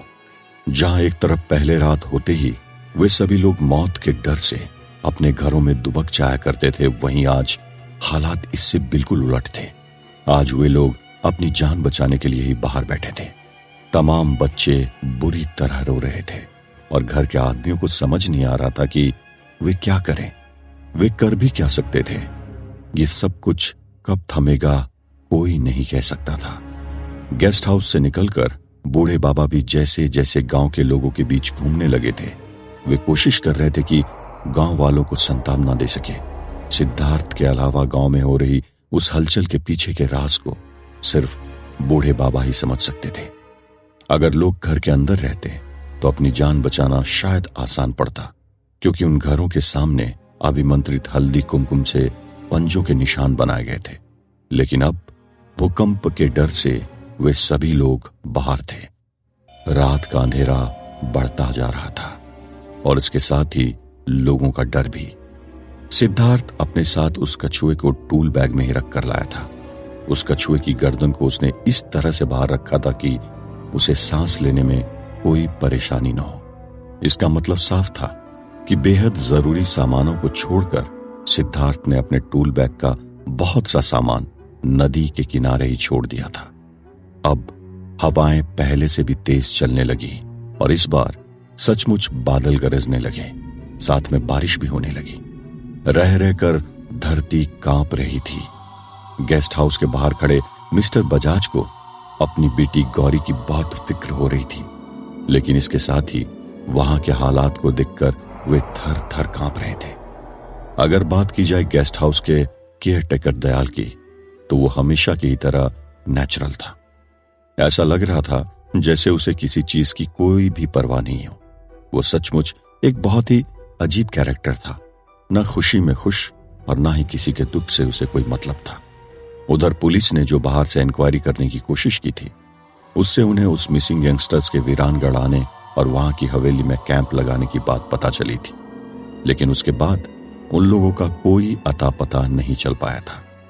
ऐसा नहीं था कि पुलिस वाले नहीं जानते थे कि उन लोगों के साथ क्या हुआ होगा, लेकिन बिना सबूतों के वे कुछ नहीं कर सकते थे और उन्हें अपनी ड्यूटी भी बचानी थी।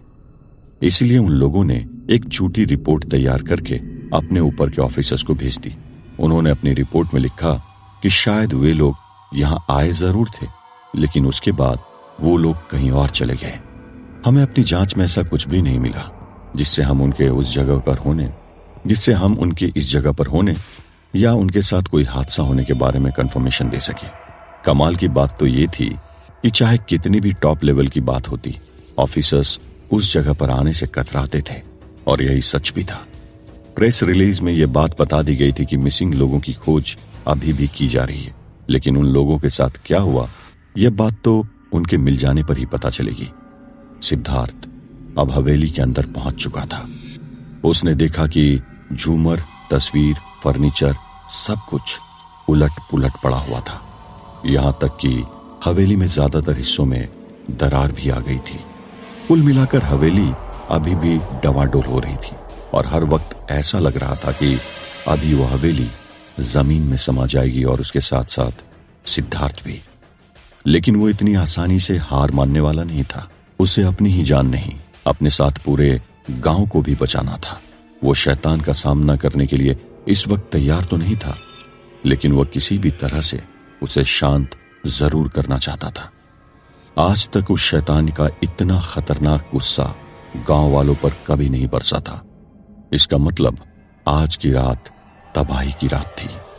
वो हवेली पूरी तरह से उसके गुस्से भरी आवाज से गूंज रही थी।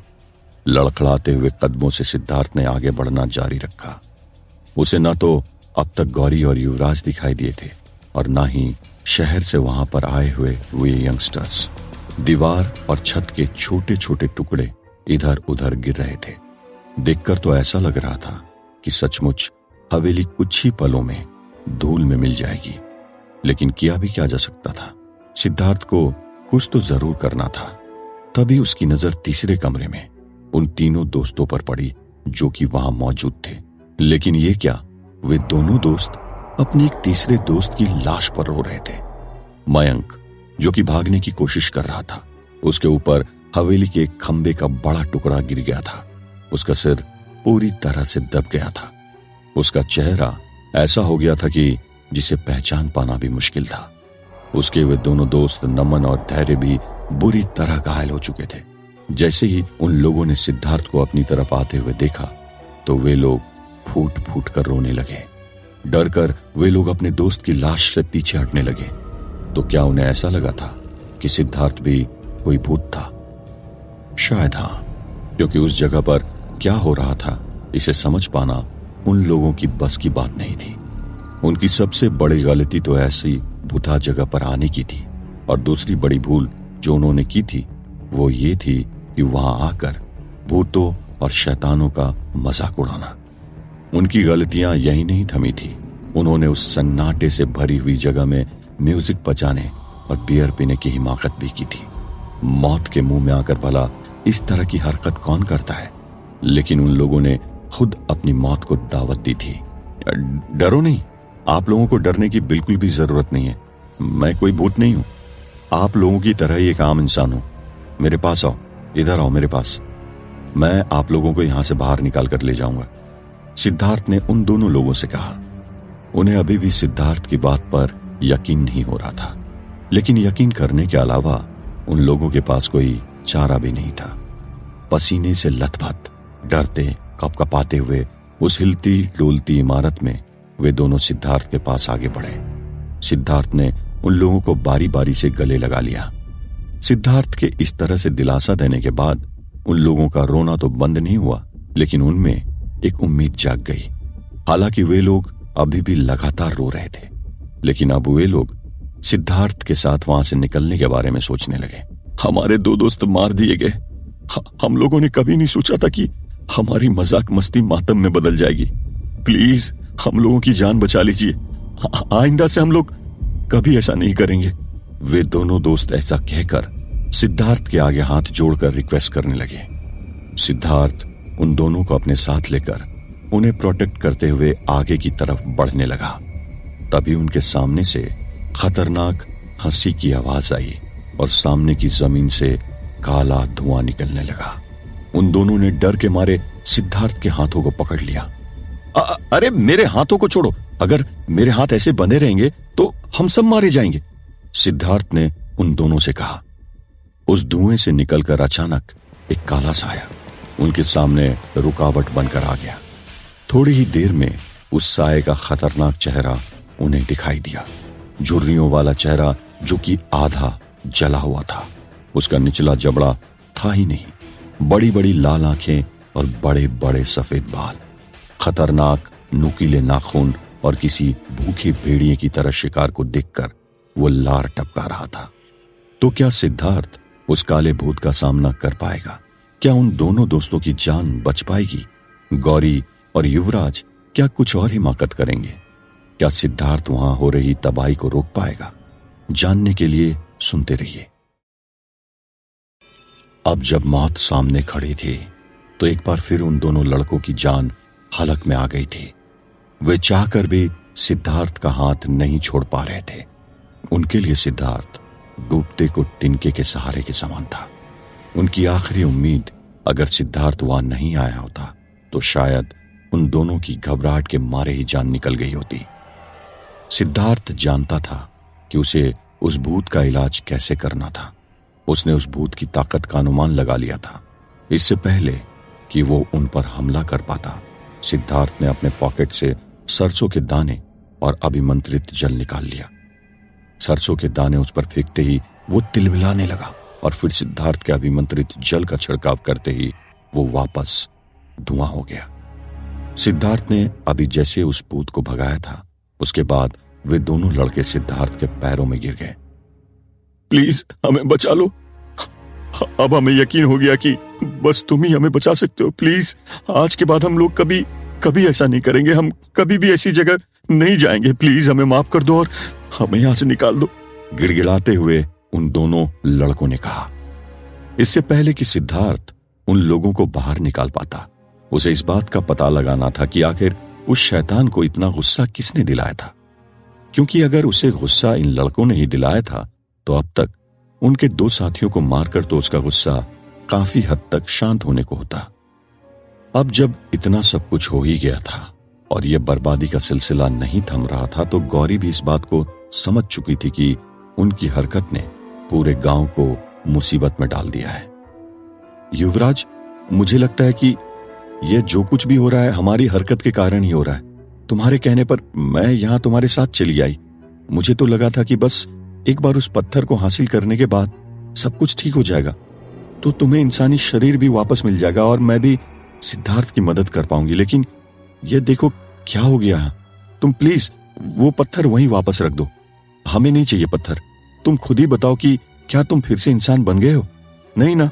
तो प्लीज उस पत्थर को उसी जगह पर रख दो। हम तुम्हारे इंसान बनने की जो भी तरकीब होगी ना, वो भी उसे खोज निकालेंगे। अभी प्लीज इसे वापस रख दो, गौरी ने युवराज से रिक्वेस्ट करते हुए कहा। लेकिन गौरी के ऐसा कहने पर भी वो कहां मानने वाला था। वो तो हमेशा से सेल्फिश था। वो इतना ज्यादा घटिया था जिसकी कोई लिमिट नहीं थी। गौरी तो उसको अभी 1% भी ठीक से नहीं समझ पाई थी और वो पहले ही उस पर बहुत ज्यादा ट्रस्ट करने लगी थी। सचमुच गौरी जितनी ज्यादा स्मार्ट दिखती थी और खुद को समझती थी, वो उतनी ही बड़ी बेवकूफ थी। युवराज के वहां आने के बाद सिद्धार्थ को युवराज की हरकतों से साफ समझ आ रहा था कि वो फर्जी आदमी है। लेकिन मिस्टर बजाज ने जिस तरह से सिद्धार्थ के साथ गौरी को लेकर बर्ताव किया था, उसके बाद उसे उन लोगों के मैटर में ज्यादा बोलने का बिल्कुल भी मन नहीं था और अब नतीजा सामने था। सब कुछ बर्बाद होने की कगार पर था। उस मायावी मलंग युवराज की एक इतनी खौफनाक हकीकत थी कि अगर गौरी उसे जान जाए तो डर के मारे ही वो बेहोश हो जाती। दरअसल युवराज का वो भोला चेहरा बिल्कुल भी उसका असली चेहरा नहीं था। वो एक निहायती मतलबी, गिरा हुआ और बेवजह लोगों का खून बहाने वाला शख्स था। अपने तंत्र मंत्र और शक्तिशाली बनने की हवस में उसने न जाने कितने लोगों का खून बहाया था। उसका असली चेहरा तो अगर कोई भूत भी देख ले तो वो भी डर कर भाग जाए। वो यूं ही उस जादुई पत्थर और हवेली की बाकी चीजों को हड़पने के पीछे नहीं लगा हुआ था। दरअसल उसे यह समझ आ गया था कि अगर वो सिद्धार्थ का यकीन जीत पाया तो वो एक दिन हवेली के शैतान को भी मात दे देगा, और अगर ऐसा हुआ तो पूरी कायनात में उसकी जितनी काली शक्तियां किसी और के पास नहीं होगी। वो युवराज तो वीरानगढ़ आने के पहले ही मर चुका था। उसकी मौत हुई इतनी आसान नहीं थी। जिन बुरी शक्तियों के पीछे वो भागता रहा था, उन्हीं तंत्र मंत्र और जादू शक्तियों ने तड़पा तड़पा कर उसकी जान ली थी। वो तो बस वीरानगढ़ इसलिए आया था कि किसी भी तरह से उस शैतान की गद्दी पर काबिज हो जाए। युवराज की जिस तरह की भोली सूरत और मासूम हरकतें थी, उसी की वजह से तो दिव्या जैसी डाइन भी उसकी दीवानी हो गई थी। गौरी, जो कि एक साफ दिल वाली लड़की थी और न ही सिद्धार्थ से पहले और न ही सिद्धार्थ के बाद किसी को पसंद करने वाली थी, वो भी युवराज के झांसे में आने लगी थी। युवराज ने मरने से पहले ही ऐसी बहुत सी शक्तियां इकट्ठा कर ली थी जो कि उसे मरने के बाद भी जिंदा रखे हुई थी, बस शरीर उसका नहीं होता था। वो कोई गौरी और सिद्धार्थ की तरह आज के जमाने का यंगस्टर नहीं था, बल्कि हवेली के उस शैतान की तरह ही वो भी कई सालों से खुद को ताकतवर बनाने की होड़ में लगा हुआ था। शैतान और उसके बीच का जो रिश्ता, उसे वो अब तक छुपाए हुए था। दरअसल वो रिश्ता सिर्फ और सिर्फ दुश्मनी का था। उस बैताल ने एक बार युवराज को धोखे से फंसा लिया था। तभी से हवेली का शैतान उस बैताल को अपना दोस्त समझने लगा था। आखिर हो भी क्यों ना, दुश्मन का दुश्मन अपना दोस्त हुआ ना। हवेली के शैतान को आज तक किसी ने नहीं देखा था, यहां तक कि युवराज ने भी नहीं, लेकिन वो बैताल उसे अच्छी तरह से जानता था। बहरहाल युवराज ने गौरी की बात को मानने से यह कहकर इनकार कर दिया कि अगर वो ऐसा करने जाएगा तो वो शैतान गौरी और उसे जिंदा नहीं छोड़ेगा। उसने गौरी से कहा कि उसे अपनी जान की कोई परवाह नहीं है, लेकिन वो गौरी को ऐसे मुसीबत में नहीं डाल सकता। वो हर हालत में गौरी को पटाकर रखना चाहता था। उसे गौरी के साथ रिश्ता बनाकर हमेशा के लिए इंसानी शरीर मिल जाने वाला था। फिर उसे इस तरह से बार बार तंत्र मंत्र का सहारा नहीं लेना पड़ता। लेकिन इंसानी शरीर मिलने का मतलब ये नहीं था कि उसमें जान आ जाएगी। वो एक मुर्दा था और मुर्दा ही रहने वाला था। अब तक वो जिस भी मुर्दे के शरीर में प्रवेश किया करता था, वो शरीर कुछ समय बाद सड़ने गलने लगता था। अब वो इस झंझट से मुक्ति चाहता था। दिव्या, जो कि इतनी ताकतवर डाइन थी, वो भी कभी यह नहीं समझ पाई थी कि जिसके साथ वो संभोग कर रही थी वो कोई आम मासूम लड़का नहीं था, बल्कि एक मुर्दा था।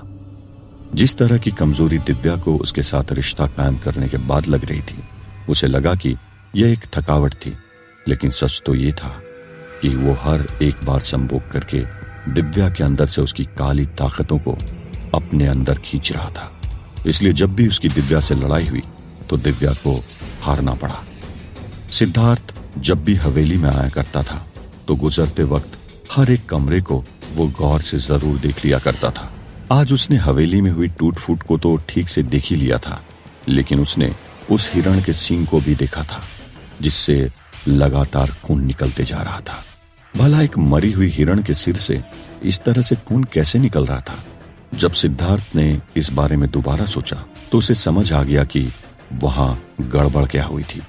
दरअसल उसने हमेशा से वहां पर एक चमकता हुआ पत्थर देखा था, लेकिन इतनी बड़ी हवेली में इस तरह के चमकते हुए पत्थर का होना कोई बड़ी बात नहीं थी। इसलिए सिद्धार्थ ने उसकी तरफ कभी भी उस तरह से ध्यान नहीं दिया था। उस हवेली के चप्पे चप्पे में शैतान बसा हुआ था, मतलब वहां की हर एक चीज उसे बहुत प्यारी थी। वहां से कुछ भी बाहर लेकर जाना इतना आसान नहीं था। इस बार फिर गौरी ने युवराज के चक्कर में आकर एक बहुत बड़ी गलती कर दी थी। अगर वो उस जादुई पत्थर को लेकर वीरानगढ़ के बाहर भी चली जाती तब भी उसकी मौत निश्चित थी। इससे पहले भी गौरी वहां से एक अंगूठी लेकर गई थी, जिसकी वजह से रह रहकर उस पर भूतों का साया मंडराता रहता था। कभी वो पागलों की तरह बर्ताव करती थी तो कभी दूसरे के खून की प्यासी हो जाया करती थी। जब सिद्धार्थ वहां से आगे बढ़ा तो उसे बाहर निकलने की कोशिश करते हुए इधर उधर लड़खड़ाते और अपने आप को बचाते हुए युवराज और गौरी मिल गए। गौरी आगे चल रही थी और उसके पीछे युवराज। सिद्धार्थ को युवराज के ऊपर छत से एक करीब 2 फीट का टुकड़ा युवराज के सिर पर गिरता हुआ दिखाई दिया, लेकिन फिर वहां धूल ही धूल हो गई। थोड़ी देर बाद गौरी और युवराज दोनों सिद्धार्थ के सामने पहुंच चुके थे। सिद्धार्थ के साथ उस वक्त वे दोनों लड़के धैर्य और नमन भी थे। वे दोनों भीगी बिल्ली की तरह सिद्धार्थ से लिपटे हुए थे। सिद्धार्थ, तुम यहां कैसे आ गए? और ये दोनों कौन है? ये तुम्हारे हाथ इस तरह से क्यों पकड़े हुए हैं? गौरी ने हैरान होते हुए पूछा। तुम्हें इतना हैरान होने की कोई जरूरत नहीं है गौरी। ये दोनों भी मेरी तरह परेशान लोग हैं, किस्मत के मारे हैं, जिन्होंने अपने 2 दोस्तों को खो दिया है, और इस सब के जिम्मेदार सिर्फ और सिर्फ तुम हो। आई हेट यू गौरी, तुमने सही नहीं किया, तुम्हें यह सब कुछ नहीं करना चाहिए था। सिद्धार्थ ने गौरी से कहा। सिद्धार्थ, मैंने तो ये सब कुछ इसलिए किया था ताकि मैं तुम्हारी मदद कर सकूं। मैं इतने दिनों से देख रही थी कि तुम चाहकर भी अंकल और आंटी को ढूंढने की तरफ फोकस नहीं कर पा रहे थे। जब मुझे युवराज की ताकत का अंदाजा हुआ तो मैंने उसकी बात मान ली, और वैसे भी वो कोई गलत इंसान थोड़ी है। तुम भी तो इससे मिल चुके हो, तुम भी तो जानते हो कि इसकी जिंदगी भी हवेली के इसी शैतान ने तबाह की थी। गौरी ने एक्सक्यूज देते हुए कहा। तो क्या सिद्धार्थ गौरी की बातों का यकीन कर लेगा? क्या उस शैतान का गुस्सा शांत हो पाएगा? क्या वे लोग सब के सब वहां से सही सलामत वापस निकल सकते हैं? सिद्धार्थ का अगला कदम क्या होने वाला था? क्या उस जादुई पत्थर को वापस रखने को लेकर सिद्धार्थ और युवराज के बीच में लड़ाई होने वाली थी? जानने के लिए सुनते रहिए।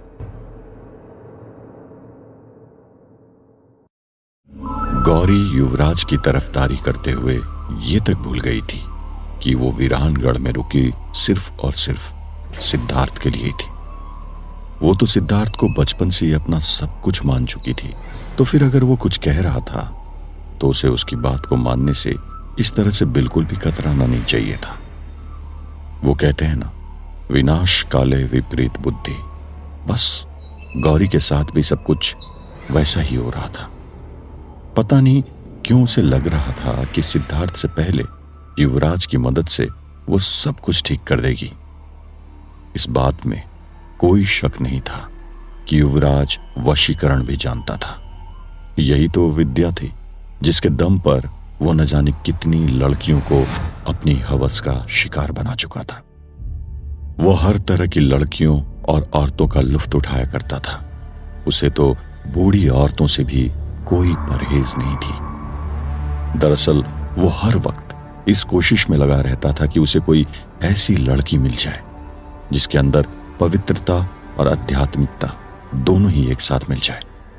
उसकी आगे की तंत्र साधना और जादू टोनों के लिए ऐसी लड़की के साथ उसका लड़की की मर्जी से संभोग होना बहुत जरूरी था। गौरी उसके लिए एक परफेक्ट शिकार से बढ़कर और कुछ भी नहीं थी। लेकिन गौरी के लिए वो क्या था, इसका जवाब तो आने वाला वक्त ही देने वाला था। गौरी, हम लोगों के बीच में जो भी बात होने वाली है वे सारी बात हम बाद में कर लेंगे। पहले तुम मेरी बात सुनो। तुम दोनों ने जो पत्थर उस हिरण के सिर से निकाला है उसे वापस रख दो। तुम दोनों पूरे गांव को बर्बादी की कगार पर ला चुके हो। वक्त बर्बाद मत करो और उस पत्थर को वापस रखो, सिद्धार्थ ने युवराज और गौरी से कहा। सिद्धार्थ ने जैसे ही ऐसा कहा तो धैर्य और नमन भी गौरी और युवराज से हाथ जोड़कर बोलने लगे। प्लीज इनकी बात मान लीजिए, ये जो कह रहे प्लीज मान जाइए। हम लोग जीना चाहते हैं। यहाँ के भूतों ने हमारे 2 दोस्तों की जान तो पहले ही ले ली। प्लीज हम लोग घर वापस चले जाएंगे, हमें बचा लीजिए। वो दोनों भी रिक्वेस्ट करने लगे। उन दोनों के इस तरह से हाथ जोड़ने से और सिद्धार्थ के कहने पर गौरी का दिल तो पिघल गया था, लेकिन इन सब का युवराज पर कोई असर नहीं हुआ था। गौरी तो पहले भी वहां के हालात देखकर उस पत्थर को वापस अपनी जगह पर रखने के बारे में युवराज से कह चुकी थी, लेकिन इंसानी जज्बातों का एक हैवान पर असर भी क्या हो सकता था। अगर उसके सीने में दिल होता तब तो वो पिघलता, वो तो शरीर तक उसका खुद का नहीं था। कितनी देर से जमीन के रह रह कर कांपने के अलावा अब तक वहां पर कोई दूसरी शैतानी हरकत दिखाई नहीं दी थी। लेकिन ये सब अब और ज्यादा नहीं चलने वाला था। जब वो लोग ये सारी बातें कर ही रहे थे, तभी एक झटके से गौरी उन लोगों के बीच में हवा में उड़कर वापस वाली दीवार से जाकर धड़ाम से टकराई। ऐसा लगा जैसे उसे किसी ने खतरनाक ताकत से धक्का दिया था। जमीन पर गिरकर वो दर्द से बुरी तरह तड़पने लगी।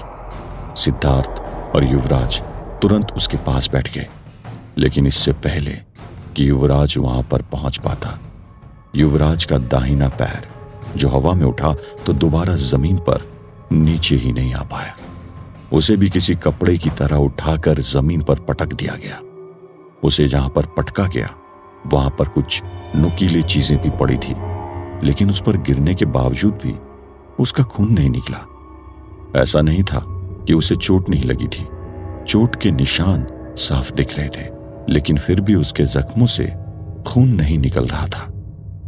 हैरानी की बात तो ये थी कि वो बहुत ज्यादा तड़प भी नहीं रहा था। इसका मतलब साफ था, उसे इस सब का कोई खास असर नहीं हुआ था। हालांकि अभी भी वो कोई आवाज नहीं कर पा रहा था और जमीन पर पड़ा हुआ था। सिद्धार्थ ने गौरी को संभाला और सहारा लेकर खड़ा किया। Are you okay? गौरी, तुम्हें ज्यादा चोट तो नहीं आई? सिद्धार्थ ने गौरी से पूछा। सिद्धार्थ, मेरे पीठ में बहुत दर्द हो रहा है, पैर में भी थोड़ी चोट है, मैं ठीक से खड़ी भी नहीं हो पा रही हूं, प्लीज मेरी हेल्प करो। मैंने युवराज से कहा भी था कि वो बहुत बड़ी गलती कर रहा है, उसे वो चीज वापस रख देनी चाहिए, लेकिन पता नहीं उस पर क्या सनक सवार है, वो मेरी भी बात मानने को तैयार नहीं है, गौरी ने रोते हुए सिद्धार्थ से कहा। अब आधी रात से भी ज्यादा का वक्त हो चुका था। इसका मतलब अगर सिद्धार्थ ने कुछ नहीं किया तो वीरानगढ़ का खात्मा होना पक्का था। जमीन पर पड़े हुए युवराज के पास पहुंचकर सिद्धार्थ ने बिना देर किए एक झपट्टा मारकर उससे वो चमकीला जादुई पत्थर छुड़ा लिया। इससे पहले कि वो मायावी मलंग रिएक्ट कर पाता, सिद्धार्थ बिजली की रफ्तार से उस हिरण के सिर तक पहुंच गया और उसने वो पत्थर वहां पर वापस रख दिया। सिद्धार्थ के ऐसा करते ही वहां के हालात अगले ही पल सुधरने लगे। जमीन में ही हो रही हलचल बिल्कुल थम गई। बाहर हो रही तेज बारिश और चलने वाली तेज हवाएं भी बिल्कुल शांत हो गई। वो शैतान जो अब तक गुस्से से गरज रहा था वो भी शांत हो गया। इसका मतलब सिद्धार्थ ने एक बार फिर वीरानगढ़ को उस खतरे से बाहर निकाल लिया था। जैसे ही वहां सब कुछ ठीक हुआ, गौरी दौड़कर सिद्धार्थ के पास पहुंची और उसने सिद्धार्थ को गले से लगा लिया।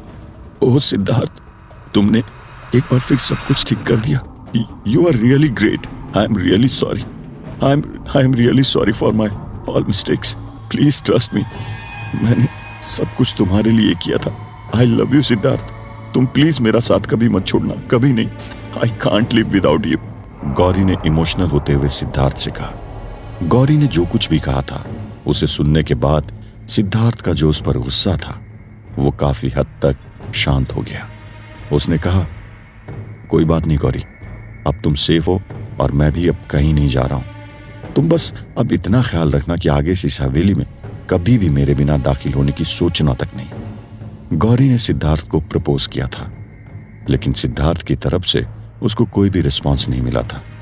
इसका मतलब क्या हो सकता था? इसका मतलब ये नहीं था कि सिद्धार्थ गौरी से प्यार नहीं करता था। इसका मतलब ये था कि वो गौरी पर अब तक अपना हक नहीं जताना चाहता था। जिस तरह से मिस्टर बजाज ने बार बार उसे उनकी बेटी से दूर रहने के लिए कहा था, उसे सिद्धार्थ अब और ज्यादा नहीं झेल सकता था। वो कभी गौरी के पीछे नहीं पड़ा था। वो सचमुच दिल से उससे प्यार करता था, लेकिन न जाने मिस्टर बजाज के मन में क्या चल रहा था। सिद्धार्थ के ऐसा करते ही वहां जमीन पर पड़े युवराज ने जोर से जमीन पर मुक्का मारा। यह इस बात का इशारा था कि वो सिद्धार्थ की इस हरकत से हद से ज्यादा गुस्सा हो गया था, लेकिन उसके गुस्से की किसी को परवाह नहीं थी, ना तो गौरी को और ना ही सिद्धार्थ को। उन दोनों ने उसे अनदेखा कर दिया। अब जब सब कुछ बहुत हद तक ठीक हो चुका था, तो सिद्धार्थ अब बिल्कुल भी वक्त जाया नहीं करना चाहता था। उसने तुरंत छठवें कमरे के पास जाकर उस कछुए को वहां रख दिया। जैसे ही सिद्धार्थ ने उस कछुए को वहां पर छोड़ा तो तुरंत उस कछुए के पर निकल गए। ये क्या ये क्या हो रहा था? सिद्धार्थ, गौरी और युवराज तीनों के देखते ही देखते वो कछुआ हवा में उड़ने लगा। थोड़ी देर उस कमरे में इधर उधर उड़ने के बाद वो धीरे धीरे एक आग के गोले में तब्दील होने लगा और फिर किसी तोप के गोले की तरह हवेली के उस दरवाजे के बड़े से ताले से टकराकर उसे तोड़कर कहीं गायब हो गया। सिद्धार्थ की पहेली पूरी हो चुकी थी और जैसे ही उसने दरवाजा खोला, उसे जो दिखाई दिया उसने उसके अब तक सहे तमाम दुखों को एक पल में खुशी में बदल दिया। हाँ, उस दरवाजे के खुलते ही उसे सचमुच उसके मम्मी डैडी दिखाई दिए थे। वे दोनों अभी बहुत दुबले पतले और बुरी हालत में दिखाई दे रहे थे, लेकिन वे लोग जिंदा थे। एक और बात जो सिद्धार्थ ने महसूस की, क्या वे लोग भी सिद्धार्थ को देख पा रहे थे? वे लोग उससे क्या कहना चाह रहे थे? ये बात तो सिद्धार्थ तक नहीं पहुंच पा रही थी, लेकिन ऐसा लग रहा था जैसे उन लोगों के बीच कोई कांच की दीवार हो। उसे ऐसा लग रहा था, लेकिन वो इस चीज को ऐसे ही जाने नहीं दे सकता था। वो आगे बढ़ा और उसने कोशिश की कि वो उसके मम्मी डैडी को छू सके, लेकिन इसका कोई नतीजा नहीं निकला।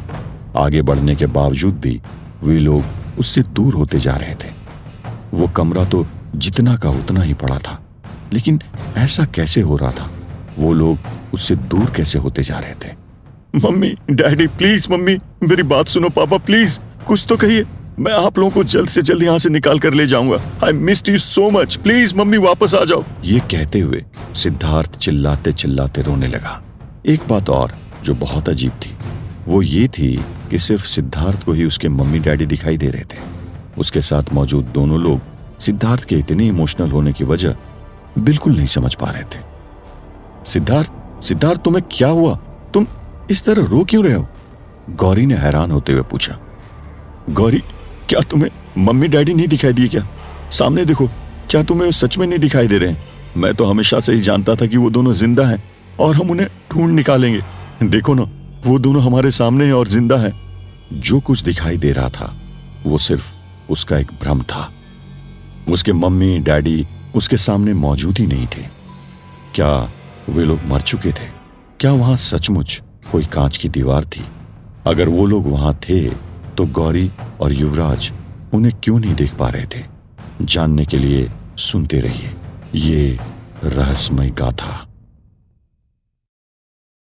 उधर गांव के लोग जो खुशहाली के साथ दिवाली मनाने की कोशिश कर रहे थे, इस हादसे से बहुत ज्यादा सहम गए थे। उन्होंने अपने घरों की जितनी सजावट की थी वो काफी हद तक बर्बाद हो गई थी। ये तो सच था कि उनकी जिंदगी में जो खुशियां आई थी उनका लेना देना काफी हद तक गेस्ट हाउस में आकर रुके लोगों की वजह से था, लेकिन इस बर्बादी का जिम्मेदार किसे ठहराया जा सकता था? बहरहाल वहां हवेली के अंदर से खतरा टल चुका था और अब वे लोग हवेली से बाहर निकलने की कोशिश कर रहे थे। बीती रात छोटी दिवाली की रात थी, जो कि दहशत और अंधेरे के बीच गुजरी थी। शहर से आए हुए लोगों की मौत होने से छोटी दिवाली की खुशियां मातम में बदल गई थी। तो क्या आज की रात सचमुच गांव में दिवाली मनाई जाने वाली थी? ये तो अभी सिर्फ सवाल ही था, जिसका जवाब आने वाला वक्त देने वाला था।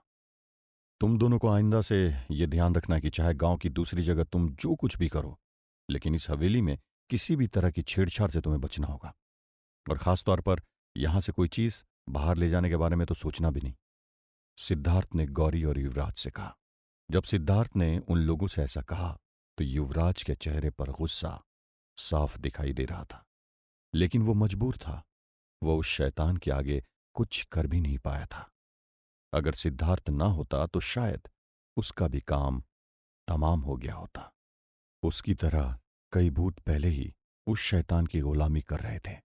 मयंक और पलक की बॉडीज अभी भी हवेली के कमरों में पड़ी थी। सिद्धार्थ ने नमन और धैर्य की हेल्प लेकर उस बॉडीज को हवेली से बाहर निकाला। थोड़ी ही देर बाद दिन निकलने को था।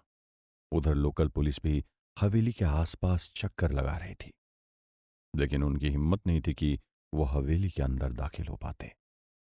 वे लोग तो सारा प्लान अपने मन में पहले ही बना चुके थे। उन्हें तो बस अपनी रिपोर्ट तैयार करके शहर भिजवानी थी।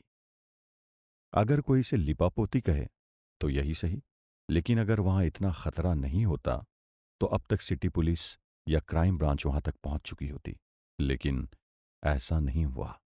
क्राइम ब्रांच की जिस टीम को वहां पर इन्वेस्टिगेट करने का जिम्मा दिया गया था, उन लोगों की तो इतनी भी हिम्मत नहीं हुई कि वे लोग गांव की सरहद को पार करके वीरानगढ़ में दाखिल भी हो सके। उन्होंने लोकल पुलिस से कहा था कि जैसे ही उन्हें कोई इन्फॉर्मेशन मिलती है तो वो उनसे कांटेक्ट करे और रिपोर्ट उन्हें 1-2 दिन में सबमिट कर दे। सिद्धार्थ जब हवेली के बाहर उन बॉडीज को लेकर गया तो लोकल पुलिस के कांस्टेबल की इतनी भी हिम्मत नहीं हुई कि वो सिद्धार्थ से ज्यादा कुछ इंक्वायरी कर पाते। जो कुछ सिद्धार्थ ने उन्हें बताया, उन लोगों ने चुपचाप उसके हिसाब से खुद को बचाते हुए अपनी रिपोर्ट तैयार कर दी। उन्होंने रिपोर्ट में लिखा कि शहर से कुछ नौजवान वीरानगढ़ में आधी रात के वक्त दाखिल हुए थे। उन लोगों ने गांव की एक पुरानी हवेली में डेरा डाला, बाहर कैंप लगाया और वहां पर बहुत ज्यादा शराब भी पी। उन लोगों की पार्टी काफी देर तक चलती रही और उन लोगों ने जो म्यूजिक प्ले किया था वो गांव के लोगों ने भी सुना। उसके बाद म्यूजिक स्टॉप हो गया और किसी को नहीं पता कि उनके साथ क्या हुआ। जब उन लोगों के गुमशुदा होने की खबर हम लोगों को लगी तो हम लोग अपनी टीम लेकर मौके पर पहुंचे। उस हवेली के तमाम दरवाजे अंदर से बंद थे, लेकिन हवेली के गार्डन में एक कैंप लगा हुआ था जहां पर टॉर्च चल रहे थे, मोबाइल, बियर बोतल्स और बैकपैक्स रखे हुए थे। यह सब देखने के बाद हम लोगों को तो ये यकीन हो गया था कि यंगस्टर्स हवेली में ही आए थे। लेकिन जब हम लोगों ने हवेली के आसपास छानबीन की तो पता चला कि हवेली 2 सालों से बंद पड़ी है। हमारे रिकॉर्ड में भी ये हवेली 100 सालों से भी ज्यादा वक्त से बंद पड़ी थी। बस कुछ महीने पहले एक बिजनेसमैन और उसकी वाइफ ने इसे खुलवाया था, लेकिन उसके बाद उन लोगों का भी कोई अता पता नहीं लग पाया। अब तक उस केस पर भी हम लोग छानबीन कर ही रहे हैं। इसके बाद आसपास छानबीन करते वक्त हमने एक पुराने कुएं में झांक कर देखा तो हमें वहां पर 2 लोग पेड़ की जड़ों को पकड़कर लटकते हुए दिखाई दिए। हम लोगों ने तुरंत उसकी हेल्प की और रस्सी की हेल्प से उन्हें बाहर निकाला। वो कुआं सूखा था और पता चला कि रात में बियर के नशे में मयंक और उसकी गर्लफ्रेंड पलक इस कुएं के पास आ गए और पता नहीं कब कुएं का पत्थर फिसला और वो लोग नीचे गिर गए। बगैर मुंडेर वाले उस कुएं में उन लोगों के गिरते ही जब वे लोग चीखे तो उनके दोस्तों ने उनकी चीख सुनी और वे लोग भी एक टॉर्च लेकर दौड़ते हुए आए। आगे जैसा ही उन दोनों ने बताया, उन्होंने पेड़ के सहारे नीचे उतरकर उन दोनों को ऊपर लाने की कोशिश की, लेकिन उन दोनों की तरफ से कोई रिस्पॉन्स नहीं मिल रहा था। जब उन्होंने टॉर्च से ठीक तरह से देखा तो उन्होंने पाया कि मयंक का सिर पत्थर से टकराकर बुरी तरह फट चुका था और उसका सर अभी भी पत्थर के नीचे दबा हुआ था। पलक भी बेसूध पड़ी हुई थी और ऐसा लग रहा था जैसे वे दोनों मर चुके थे।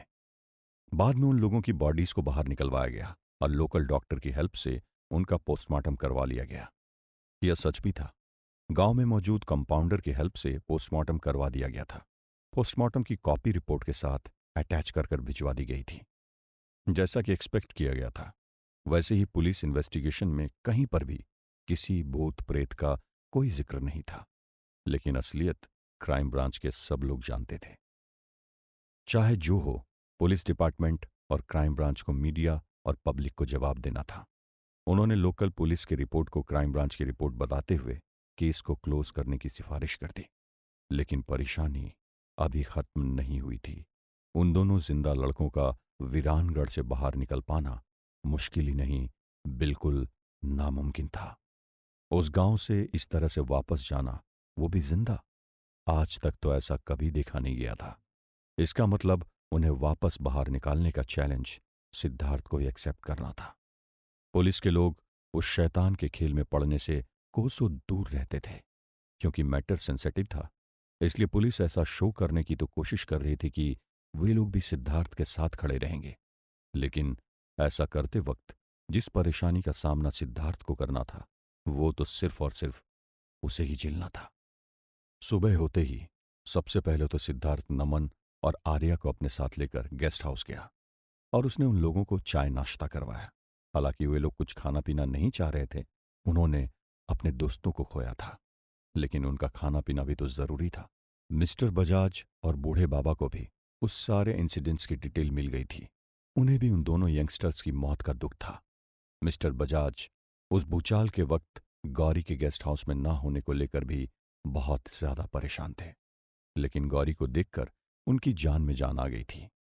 लोकल पुलिस, जो कि अपनी रिपोर्ट तैयार कर चुकी थी, वो लोग सिद्धार्थ के साथ वीरानगढ़ की बॉर्डर पर पहुंचे। जब उन्होंने देखा दूसरी तरफ क्राइम ब्रांच की टीम सिटी पुलिस के साथ फाइनल रिपोर्ट लेने के लिए खड़ी थी, जब उन्होंने देखा कि गांव वाले 2 बॉडीज भी लेकर आ रहे हैं, तो क्राइम ब्रांच के ऑफिसर्स की सांस फूलने लगी। उन्होंने अपने कांस्टेबल्स को उन दोनों बॉडीज को रिसीव करने और नमन और धैर्य को गांव की बॉर्डर से बाहर लाने में गांव वालों की मदद करने के लिए कहा। उनके ऐसा कहने पर भी कांस्टेबल आगे बढ़ने को तैयार नहीं थे। तब उन्होंने कहा, order is order, you have to follow it. Constable come on, जल्दी जाओ।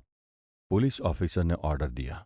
उनके ऐसा कहते ही कांस्टेबल ने जैसे ही वीरानगढ़ की सरहद पर पैर रखा, ऐसा लगा जैसे किसी ने 25,000 वोल्ट के करंट पर पैर रख दिया हो।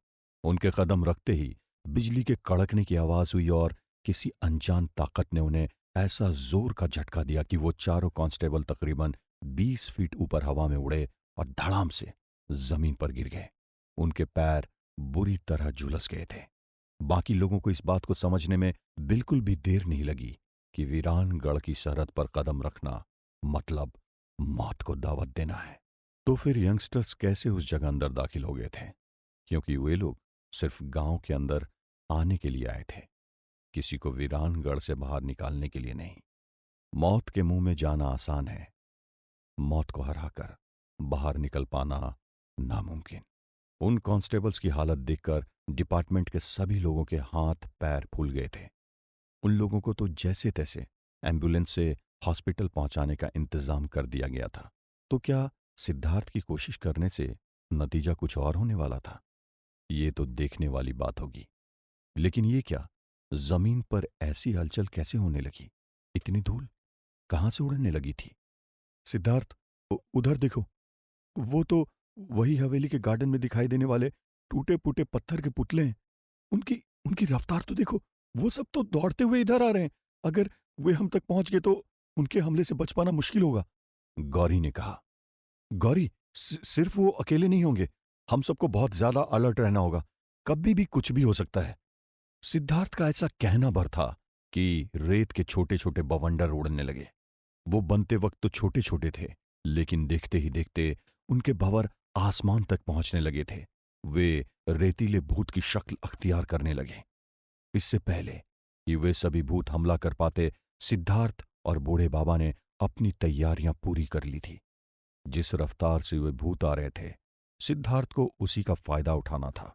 जैसे ही नजदीक आए, गौरी और बूढ़े बाबा ने अपनी मुट्ठी में लिए हुए सरसों के दाने उनकी तरफ फेंके और सिद्धार्थ ने अभिमंत्रित जल का चारों तरफ छिड़काव किया। इससे वो भूत जलन से तिलमिलाए और शैतान की बनाई हुई उस अदृश्य सीमा रेखा से टकरा गए। बहुत ही खतरनाक धमाके हुए। ऐसा लगा जैसे दीपावली के पटाखों की लड़ी जल गई हो। भूतों की इस तरह से दी गई बलि ने कुछ ऐसा कर दिया था जो आज तक नहीं हुआ था। तो ऐसा क्या हुआ था? क्या सरहद पर जो शैतानी सीमा रेखा बनाई गई थी वो टूट चुकी थी? क्या उन शहरी लोगों के बॉडीज और बचे हुए लोगों के लिए बाहर का रास्ता खुल चुका था? क्या दीपावली का त्योहार सचमुच खुशियां लेकर आने वाला था, या कुछ बुरा होना अभी बाकी था? जानने के लिए सुनते रहिए। प्रिय श्रोताओं, आपको पॉकेट एफएम की तरफ से दिवाली की हार्दिक शुभकामनाएं। प्रकाश व खुशियों के महापर्व दीपावली में आपके जीवन में सुख, शांति और समृद्धि आए, और ऐसे ही आपका प्यार इस कहानी के लिए और बढ़ता रहे। वीरानगढ़ की रहस्यमय गाथा में बहुत जल्द शुरू होगा एक ऐसा अध्याय जो आपको झकझोर कर रख देगा। इसलिए सुनते रहिए। आप